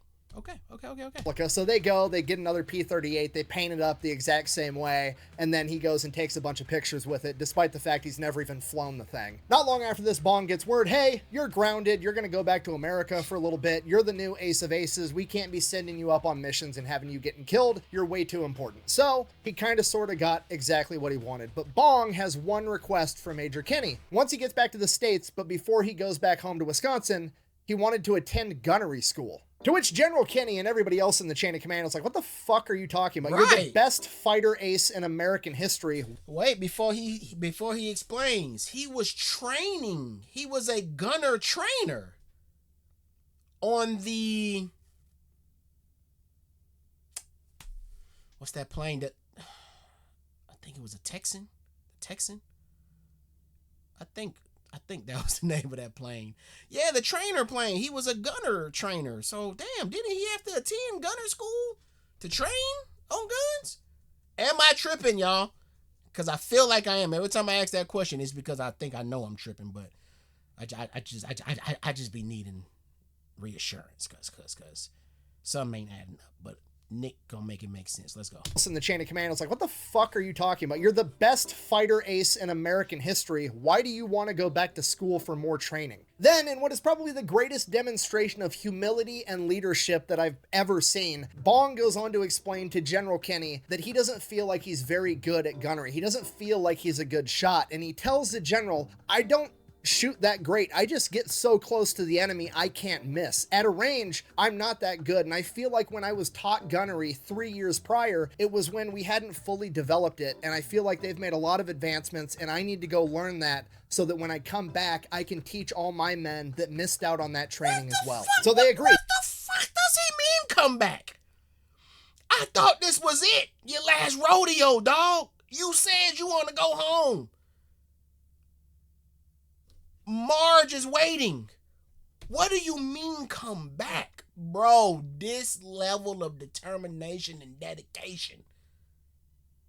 God tier. So that when I come back, I can teach all my men that missed out on that training as well. So they agree. They grant his wish. Dick Bong, America's ace of aces, the man that has shot down more enemy aircraft than anyone else on the planet, is going back to school to learn how to shoot. And then Dick Bong turns around, storms back in General Kenny's office. He's like, oh, and one more thing, okay? One more favor. I want you to look for that other plane that I shot down that film didn't capture and apparently nobody witnessed. I shot it down right above the waterline, pulls out General Kenny's map, puts a circle on it. He's like, it's right there. I shot off its left wing and I shot the cockpit. It's there. I guarantee it. If you get a chance in that... See?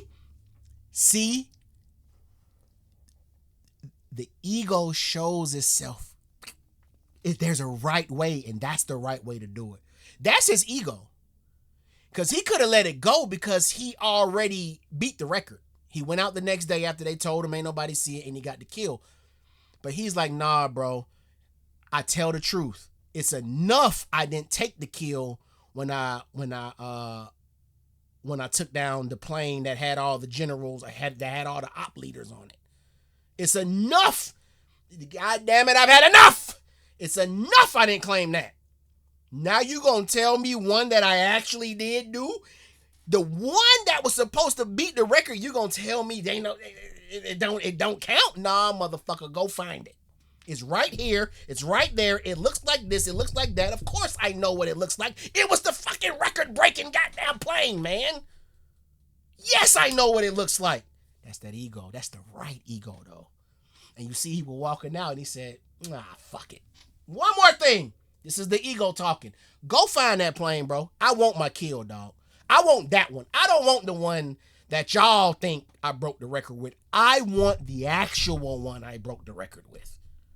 I love it. God. It's left wing, and I shot the cockpit. It's there. I guarantee it. If you get a chance and that section gets cleared, send divers down there. I shot down that plane. To which General Kenny's kind of like, I don't understand why you care so much about this particular plane when you give away half your aerial victories to your guys anyways. But I mean, whatever. Sure. If I get a chance to verify that plane's down there, I will happily do so and make sure that you get awarded that aerial victory. Bong never did write down why he cared so much about this particular aerial victory, but I think it was because it was really the first time in his career that his integrity had ever been questioned. He had given away so many other aerial victories, and he was very, very honest and straightforward with his record and what he had accomplished. And the one time that he had claimed to have done something that couldn't be substantiated, not having people believe him, I think kind of rubbed him the wrong way, which understandably... Now see, I wasn't looking at it like that. I wasn't looking at it like Bong was looking at it, like people think that he fabricated the story. That ain't even how I'm looking at it. Damn, that's crazy. You brought that one. That's. I wasn't even looking at it like that. Because he could potentially have lied about it just to say he broke the record and just to go on about his business and get back home. Wow, I didn't think about that, Nick. I think I like that. But I'm a combination it. I'm going to say it's both. I'm going to say it's the ego and it's the integrity. It's how dare you test my integrity. Now my ego has to show itself. Go find go find it. Hell wrong with y'all. Go find that damn plane. Substantiated, not having people believe him, I think kind of rubbed him the wrong way, which understandably, it would rub me the wrong way too. Regardless, America's ace of aces heads back to America, goes to gunnery school, and while he's there, that sector of the Pacific does get cleared of the enemy, and General Kenny has the opportunity to send divers down, and being true to his word, he does just that. They pull this plane out of the ocean, and fucking sure enough, it was hit 11 times, almost cutting off the left wing and hitting the cockpit, shooting the pilot in the chest and the head, downing the plane. For sure, Dick Bong gets credit for an aerial victory when he's on the other side of the planet. Back in America, he now has 28 aerial victories. Meanwhile, Bong is still at gunnery school, honing his skills, getting better and better, and then finally he gets done with that, and he's like, okay, perfect. Now, I'm finally going to go back home to Wisconsin, and I'm finally going to propose to my girlfriend, Marge. But then the big green weenie strikes again, and the chain of command steps in and is like, actually, counteroffer, instead of you going home, what if we paraded you around the entire country to sell more war bonds and made you talk to the news every second of every day? And this is a rhetorical question. You have to do it. To which Bong is like, I mean, okay, it's not great. I would way rather go home. But I guess at the end of the day, I'm just talking about flying and doing my job, which I love. So as long as I get to, talk about something I love and tell everybody the truth, I guess I could do that. And that's when the government's like, well, actually, we're going to assign a bunch of PR people that are going to tell you exactly what to say instead. So he goes out, he gets paraded around the country. He hates it pretty much the entire time, and he gets progressively more and more agitated with the situation because he's going from place to place telling the right answers and not actually how he feels about the situation. It eventually kind of comes to a boiling point when a reporter asks Bong straight up, like, why are you here? Why would they take their best pilot out of the game? And Bong just deadpans, looks the reporter straight in the face and is like, so I don't die. Which is not the politically correct answer that he was supposed to respond to that question with, but it is 100% the truth. Right. Then there's this awkward silence, and the reporter asks another question, and Bong he's finally had enough. Bong just goes, you know what? Just ask that guy over there. He's the PR guy. He knows all the answers. I gotta go. And he leaves. After that, the chain of command is like, okay, fine. Just go back home to Wisconsin. You've earned it. Have some time off, and then we'll figure out where to go from there. So he makes his way back to Superior, Wisconsin, finally catches back up with Marge, and he wants to propose to her, but there's reporters all over him all the time. And if it's not reporters, it's his family. If it's not his family, it's friends that want to catch up with him. And if it's not friends that want to catch up with him, it's just random strangers that want to meet Dick Bong, America's ace of aces, the war hero. The man is just trying to propose to his girlfriend Marge, and he can't get 5 seconds alone with her. The only alone time this guy gets is when he's taking a dump, and it's driving him nuts, okay? And then one day, finally, he's had enough of this shit. He's in the car with Marge, and he pulls over on the side of the road, and he gets out in the middle of a cornfield and proposes to Marge, and she says yes. That's and then fire. The media finds out about that, then they want to interview him about that, and it just makes the attention factor that much more intense. And finally, he's like, okay, I have to find a cockpit. I have to get back up in a plane to get away from people so I can have a moment to think to myself. So he's like, okay, cool. He goes to the nearest U.S. Army airfield in Wisconsin and walks onto base and is like, yo, Dick Bong, ace of aces, I want to fly a P-38, hook it up. Now, I couldn't find out the exact unit or airfield, but presumably it was like a National Guard or reserve unit, so they're like starstruck, and they're like looking at the picture like, ain't no way. You're Dick Bong. And he's like, yeah, I know. Okay, just can I fly a plane or not? And they're like, I mean, yeah, I guess. So they let him take a P-38, and then he goes and he's like buzzing his parents' house, and he's buzzing over Marge's house. He buzzes the high school that his brother's in. He's just like doing aerial stunts over Poplar and Superior, Wisconsin. And like nobody. More fly shit he has no business doing. This some fly shit, y'all. I don't know if y'all are reading the undercurrent of this story. Dick Bong is a cool motherfucker, y'all. This man is doing real player shit. Huh? This just is cool shit that my boy is doing, bro. In his parents' house, and he's buzzing over Marge's house. He buzzes the high school that his brother's in. He's just like doing aerial stunts over Poplar and Superior, Wisconsin, and like nobody's batting an eye. It's just like, oh, that's just our local superhero doing stunts in a P-38 overhead. Then he starts getting a bunch of news coverage for that, which is fine because he doesn't have to talk to anybody or interview about it. He just gets to go up and fly a plane and do cool shit, which is what he loves. Right. So that goes on for a couple of weeks, and then finally his leave is coming to an end. He says goodbye to Marge. They don't get married yet, but they plan on getting married as soon as the war gets over, and then he has to set back off. He's got one more big press conference before he heads back over the Pacific. So he goes into this press conference. He's being good. He's answering the questions the way he's supposed to, you know, and one of the journalists is finally like, you know, Mr. Bong, have you been paying much attention to the news? And he's like, I mean, not really. It seems like you guys are paying attention to me. I don't have much time to pay attention to you guys. They're like, oh, so have you heard about your 28th aerial victory? And he's like, what? And he goes, yeah, General Kenny actually dug up that plane out of the bottom of the ocean floor and proved that you downed 28 enemy aircrafts. To which Bong is like, I fucking knew it! Come on! Oh!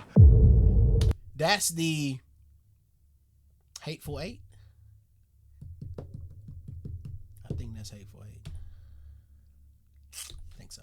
Floor and proved that you downed 28 enemy aircrafts. To which Bong is like, I fucking knew it! Oh! Before we start chapter 8, I gotta say, bro, you know how crazy it is for my boy Bong to want to go back to gunner school because he don't think he's a good gunner. And the way he's been able to become the ace of aces is by getting as close as possible. Bro, you telling me not only are you doing shit in the air you ain't got no business doing, the coolest shit ever, you're getting so close to planes that you can't miss. That's your strategy. Your strategy is, let me put myself in more danger. Let me put myself in more danger, but at least I know I won't miss. I know I'll hit him. I don't know if he'll go down, but I know I'll hit him. And then when I'm done doing the impossible feat of becoming the ace of aces and having 27 at the time confirmed kills, I want to actually go learn how to shoot from a distance. I need to learn how to hit the target from a distance, guys. Yeah, I've been doing this shit all the wrong way, which there really ain't a wrong way, but y'all know what I'm saying. Like, let's go. Chapter 8, defense only. Let's rock. This is... God damn, this is good. Fast forward a couple weeks, Bong is back over in the Pacific. He's meeting up with General Kenny, and he's like, okay, here's the plan, Bong. You're going to be an instructor. How about that? And Bong is like, counteroffer, what if instead I do a little bit of instructing and then I get back up in the sky and shoot down all the enemies so I can end this war and go back home and marry my girlfriend? How about that? Talk to me. And General Kenny is just like, you know I can't send you up there. You're the ace of aces. I can't have you getting hurt, okay? And you're going to end the war faster if you're a teacher, right? Because if you train 100 new pilots how to shoot and fly better, and you make them even 5% better, and that 5% translates to one more kill for every guy, you've taken down 500 enemy planes, not just the 20 or 30 extra that you can take down yourself. Right. To which Bong is just like, I know, I understand that, but also, good. I want to fly. It's literally all I've ever wanted to do. It's my whole shtick. I've worked for it my whole life. I don't want to talk to the news. I don't want to be famous. I don't want to be the ace of aces. I just want to do my job. To which Kenny is like, I know, okay? Just, look, train a bunch of guys first, and then if that goes well, I'll figure out some way to get you back up in a P-38. To which Bong is like, okay, fine. For General Kenny, I'll do it. General Kenny's been my #1 guy the entire time, ever since I was in flight school. He's always had my back. If he says he's going to do this for me, I know he's going to make it happen somehow. So Bong goes and proceeds to be the best instructor. Bro, y'all telling me this man ain't the coolest pilot you've seen? Come on, man. My boy, come on, man. Come on. Do this for me. I know he's going to make it happen somehow. So Bong goes and proceeds to be the best instructor that he possibly can be. He's going around the Pacific from airfield to airfield, from island to island, training all the P-38 pilots with all the new gunnery techniques that he's just learned and mastered, as well as all the flight techniques that he already knew. And Bong is such a good instructor that after like 6 weeks, General Kenny can actually see in the after action reports that the accuracy and the engagement distances are both increasing for all of the P-38 in the Pacific Theater that have gone through Bong's training. After realizing this, General Kenny knows he's got to keep his word to Bong, so he calls Bong into his office and he's like, okay, look, I'm going to let you go up in a P-38 on a mission. We have a major bombing run. Like 100 bombers are going to go bomb an oil refinery on the island of Borneo, and we're going to have a bunch of P-38s flying overhead as escort to fight off Japanese fighters if they show up, okay? You can go up with the P-38s. You're not allowed to engage offensively. You can only shoot to defend yourself, and that is it. You are supposed to lay back and observe. So they take off on this mission. It is 35 P-38 Lightnings escorting 100 American bombers to this oil refinery, and on their way there, like 100 Japanese fighters show up. So the P-38s are outnumbered like 3-1, but here's the thing. This is Dick Bong and 34 other P-38 Lightning pilots that have been trained by Dick Bong, going toe-to-toe with 100 Japanese pilots in like mid to late 1944. If you don't know, the Japanese military at this point in time, not doing too hot, especially when it comes to planes and pilots. They had the strategy of, instead of taking out their best pilots and having them go and train the next generation, they just kept them in the field the entire time. And by this point in the war, most, if not all of them, have all died in combat, and all of these new pilots are both A, new guys, and B, they have subpar training because the Empire of Japan no longer has the resources to get them adequate flight time before sending them into battle. And the point I'm trying to get across is that despite the fact that the Japanese had a pretty significant numerical advantage, they still proceeded to get their asses whooped by the P-38 Lightnings. By the end of the skirmish, they had lost 1 P-38, and the Japanese had lost 60 planes. They then proceed, bomb the oil refinery, come back, mission was a huge success, and then Bong writes his after action report, turns that into General Kenny. General Kenny, getting ready for bed at night, I presume, having a nice beverage, decides that he's going to read the after action reports of his #1 guy, and Bong's after action reports really haven't changed that much at all. He's still very straightforward, very concise, brief, not braggadocious whatsoever. Dick Bong recorded 2 kills during the battle. All right, so now General Kenny, I presume, a little bit on edge, maybe pouring himself another drink, and he's like, okay, I'll read the next line of the text, and he's going to explain to me in detail why this was a very defensive kill, and he had to do this. Next line of text. Both of them were shot within less than 1,000 feet of me. And you know, when you're in a plane traveling 380 miles an hour, 1,000 feet away might as well be touching one another. Right. Doesn't sound very defensive to General Kenny. Oh So my next morning, God. General... Wait, so does that mean it's just like the movies when it's two jets going at each other and one hits the target and they're so close and they're like playing chicken, and when the other one blows up, this one has to fly through the debris and the fire and emerge out of the smoke and all the gunfire? Is that what he's saying happened for both of those kills?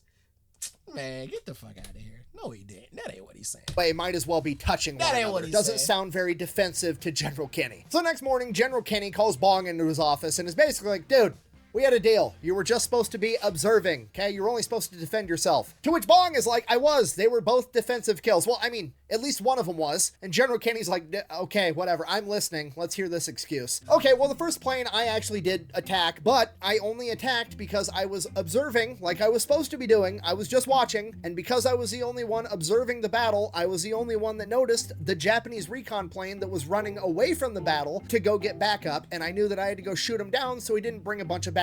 So I went, I dived on him, and I shot him down. And General Kenny's like, okay, fine. Explain the other one. Well, after I dived on the recon plane, I went, I got back up in formation, and there was a Japanese Zero that made a pass at one of my wingmen, and then he made a pass at the other wingman, and then he made a pass at me, and I wasn't putting up with that shit, so I got behind him, and I shot him down. At which point, General Kenny is like, how close? How close did you have to get to the enemy plane to shoot him down? I sent you that fancy gunnery school so you can learn how to shoot people from far away. Right. How close did you get to the guy? Obviously, I'm paraphrasing throughout this conversation, but Bong more or less says, I'm pretty sure my guns were touching the canopy of his cockpit when I opened fire. To which General Kenny at this point is like, dude, come on. You know what? Actually, you know, it's fine. It's fine.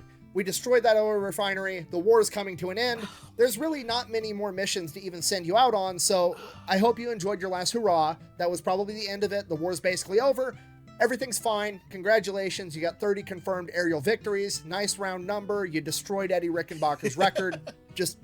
good job. Fast forward like a month, October 1944, things are about to heat up again because MacArthur is about to fulfill his promise and return to the Philippines, and he's going to want to make a grand entrance. So he goes ahead and he tells Kenny, hey, report to this airstrip. I want all of your top P-38 aces there. I'm going to meet every one of them and shake their hand, and then we're going to go retake the Philippines. So General McKinney and General MacArthur are at this staging airstrip. All of the top P-38 aces from the entire Pacific Theater are showing up, landing their planes, parking them, getting out, and they are going to shake hands with both the generals. So this is going on, and then General Kenny looks over and he sees Dick Bong getting out of a plane, and he's just like, come Bong, mirror.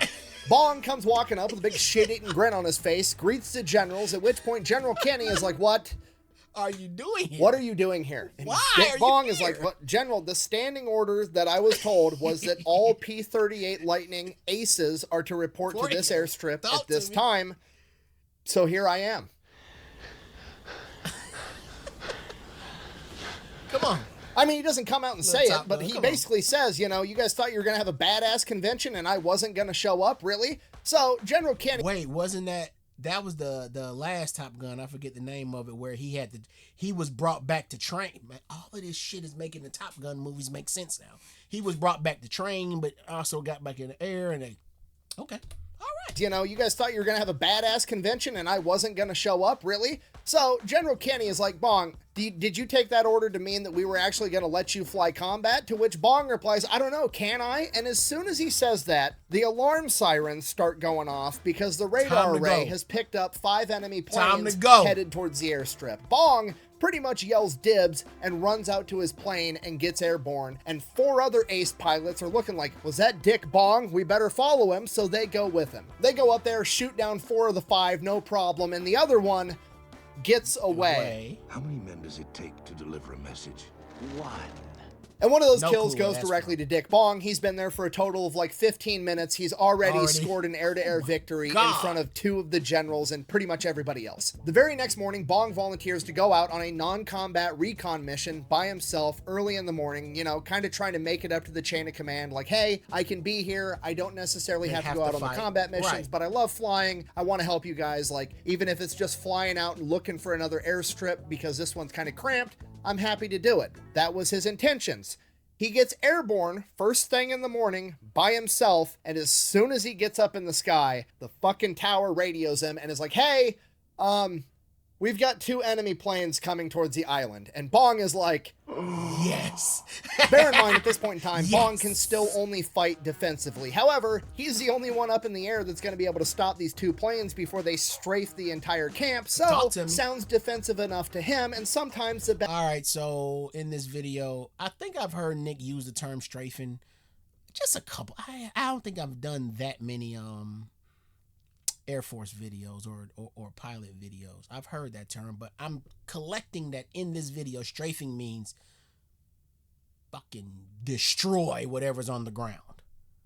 Because I've only heard him use the term when it comes to things, bases or things, planes or whatever that are actually floored already, that are on ground. So the strafing mean attacking a grounded carrier or plane or just area that the ops occupy. Let me know. Before they strafe the entire camp, so sounds defensive enough to him, and sometimes the best defense is a good offense. So he asks the tower, tell me where they're at. The tower tells him where they're at. He makes a beeline towards these planes to intercept them in his interceptor. As Major Bong is making his way to intercept these 2 Japanese planes, the sirens are going off down on the ground because the camp is about to get strafed with enemy gunfire, and people start scrambling, they're running around, they're trying to get planes up in the air, and then eventually everybody realizes, oh shit, Dick Bong is up there, and everybody just gets to stop and gets a front row seat to watch the ace of aces down 2 more enemies by himself. And then he comes back down, lands completely unscathed, and it's just the most main character shit that has ever happened in human history. During this time, Major Bong's writing back home to Marge, and he's like, look, I'm doing good. I got 36. I think if I can get 4 more, I'm going to hit 40. Nice, even round number. And I think they'll finally let me go home because they won't want me out here getting killed. That's his aspiration. He loves flying. He also just wants to go back home and be with his fiance. That's that ego too, y'all, at the right time. He has 30, what'd he say, 36? He could easily just, I got 36. Who gonna beat that? My boy said, no. I need I need that mark number. You know, how we mark the yards, son? I need that marked number. It's cool to have the dashes in between the yards. You got the 36. Yeah, I get that. But that 40 is painted on the field. You see that 40. That 40's there. Everybody knows you're at the 40-yard line because the ball is at the 40 and you can read the 40. I need that 40, baby. That's that ego showing up at the right time. Am I tripping? I ain't tripping.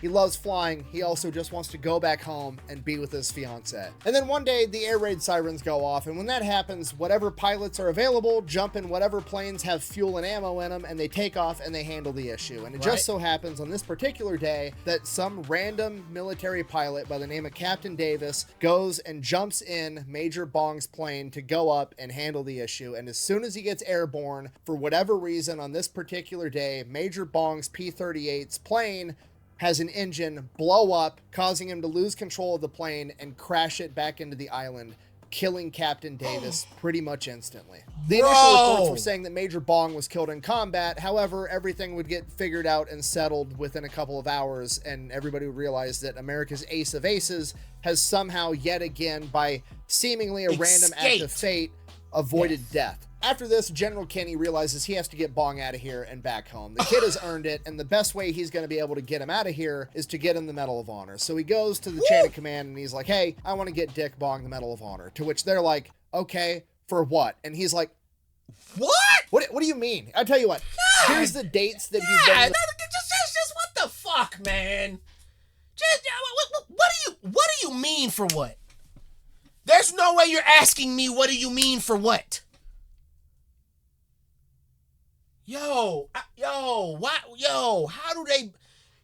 How do they make me love this stuff? And then they just make you hate it.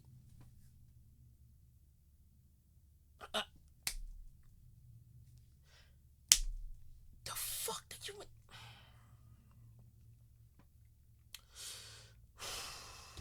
And he's like, what do you mean? I tell you what, here's the dates that he's been in the Pacific Theater. Point to a random date on the calendar. I'll tell you what he did on that day that probably deserves this Medal of Honor. So General Kenny ends up writing up his Medal of Honor citation for shooting down 8 enemy planes between October and November of 1944. Despite his paperwork being expedited and rushed, Major Bong still manages to shoot down 2 more enemies while that paperwork is getting finalized and before he's actually awarded the Medal of Honor. So he actually shot down 10 enemy aircrafts in that span of time. They couldn't go back and change the paperwork to give him credit for the other 2 on the citation without restarting the entire filing process, so they just left it because the ultimate goal was to actually get him out of theater. So December of 1944, they have his ceremony, he is awarded the Medal of Honor, and the very next day he goes out on a mission and shoots down 2 more enemy planes, bringing his total to 40. The day after that, Bong gets told to report to General Kenny's office. Bong does so. General Kenny sits him, goes out on a mission and shoots down 2 more enemy planes. Damn, I can't see all the markings. I'm assume it's all full. Yep, 40. I'm guessing it's 8 across, 5 up. That's 40. That's 40. And yo, let me ask you this. Does the pilot paint the confirmed kill on the plane, or do they just have somebody that does it? Let me know. Or does it, or it really doesn't matter? I would like to think that Bong painted all his medallions, all his trophies. Honor, and the very next day he goes out on a mission and shoots down 2 more enemy planes, bringing his total to 40. The day after that, Bong gets told to report to General Kenny's office. Bong does so. General Kenny sits him down, and Bong already knows what's coming. He is informed that his career as a fighter pilot is over and that he's going back home. By January of 1945, he's back in America. He's doing some PR stuff, doing some war bond drives, and by February, he marries Marge and they go on their honeymoon. After their honeymoon, Major Bong and his new wife are to report to California, where Bong's new assignment is going to be working for Lockheed as a test pilot for America's first fighter jet, the P-80 Shooting Star. This goes on for a couple of months, and on August 6th, he marries America. He's doing some PR stuff, doing some war bond drives, and by February, he marries Marge and they go on their honeymoon. After their honeymoon, Major Bong and his new wife are to report to California, where Bong's new assignment is going to be working for Lockheed as a test pilot for America's first fighter jet, the P-80 Shooting Star. This goes on for a couple of months, and on August 6, 1945, the same day that America drops the atomic bomb on Hiroshima, Major Bong goes up for his 12th test flight of the P-80 Shooting Star. Shortly after taking off, black smoke starts billowing out of the engine and he begins losing control of the aircraft, but he's over Hollywood at this point, and if he just bails out and ditches the plane, he doesn't know where it's going to land. It could land in somebody's house, it could land in a school, so he decides that he's going to stay in the airplane and guide it and find an open field to crash this plane into, but by the time he can guarantee that this plane crashing isn't going to hurt anyone, he no longer has time to bail out and have his chute inflate, and he plummets to his death. The very next day, newspapers all over the country read something along the lines of atomic bomb hits Japan, Major Bong killed in jet accident. Major Bong was 24 years old when he passed away. He worked his entire life to become a fighter pilot, and he ended up being the greatest fighter pilot in American aviation history. My God, he was only 24 years old. Oh my God. I kept thinking to myself, why does he keep going? Why does he keep... He wasn't a vet yet?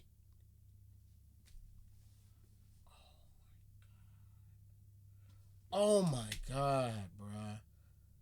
Oh my God. Oh my God. A fighter pilot, and he ended up being the greatest fighter pilot in American aviation history. He wasn't trying to necessarily be the best fighter pilot.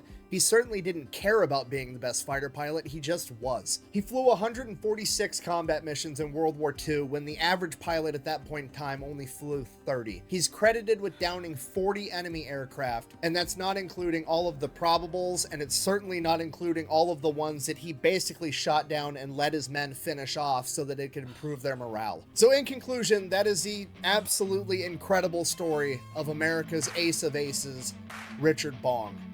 Thanks for watching. Best way to support the channel is go check out some merch at thefatelectrician.com. Quack bang, out. I wasn't about to cry. Onion cutting ninjas have infested my office again. I gotta go. Wait, I gotta do announcements. First of all, don't forget to go check out War Thunder. You can fly a P-38 for yourself. Secondly, I'm giving away this custom gun cabinet. All you have to do to get entered to win is to go over to my merch store and buy any product. Doesn't matter which one it is. Every product you buy counts as one entry to win that gun cabinet. Second place is getting one of these custom pistol lock boxes, and third place is going to be getting a care package from Wiley X, my favorite shooting glasses company. So yeah, if you were ever going to get some merch, now's the time. Maybe you'll win something cool on top of it. Other than that, I know this is a really long video. I hope it was worth it. Thank you for watching. Quack bang out. You hope it was worth it? Nick, shut your ass up. I hope it was worth it. You know good and hell well it was worth it. There's no tears gathering up behind these vintage Boeing 5701 chrome on chrome sunglasses. God.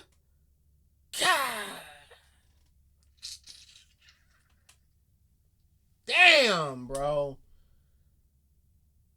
I swear people like that's supposed to live forever, y'all. Like my boy who lived to 90, was it 96 or 98 he lived? No. Yeah, it was 96, I believe it was. He lived too.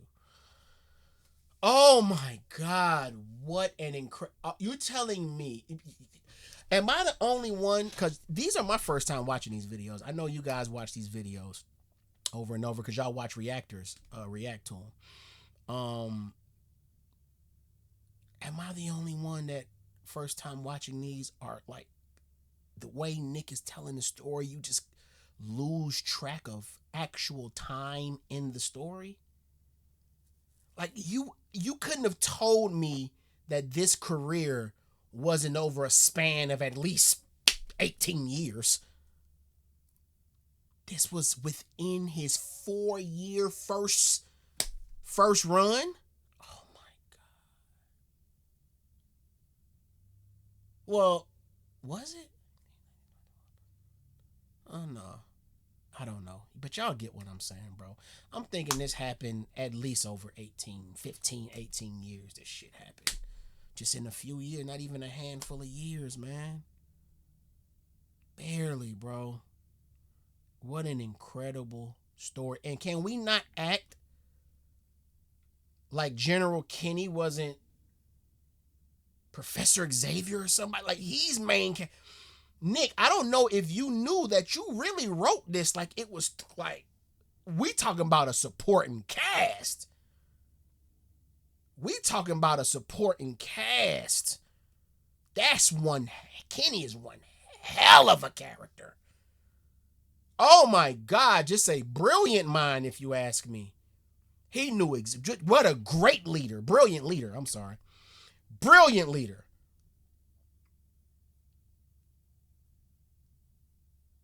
All of that before he's 24 years old. That is unreal, y'all.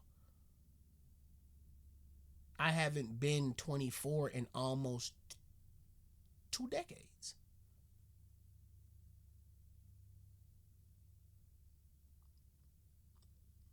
That's crazy to me, man. What a story, Nick. Damn. I don't know what else to say, y'all. I don't know what else to say. That was amazing. Make sure you like, comment, share, subscribe. What an incredible story, boy. Y'all do not be lying to me when y'all say, wait till he figures out, wait till he finds out about, wait till he hears about, wait till he watches. Bro, you gotta watch this. Now that you did this, you gotta watch Richard Bong. Y'all been telling me. Oh my God. Like, comment, share, subscribe, man. I love this shit, man. I'm out, y'all. Peace.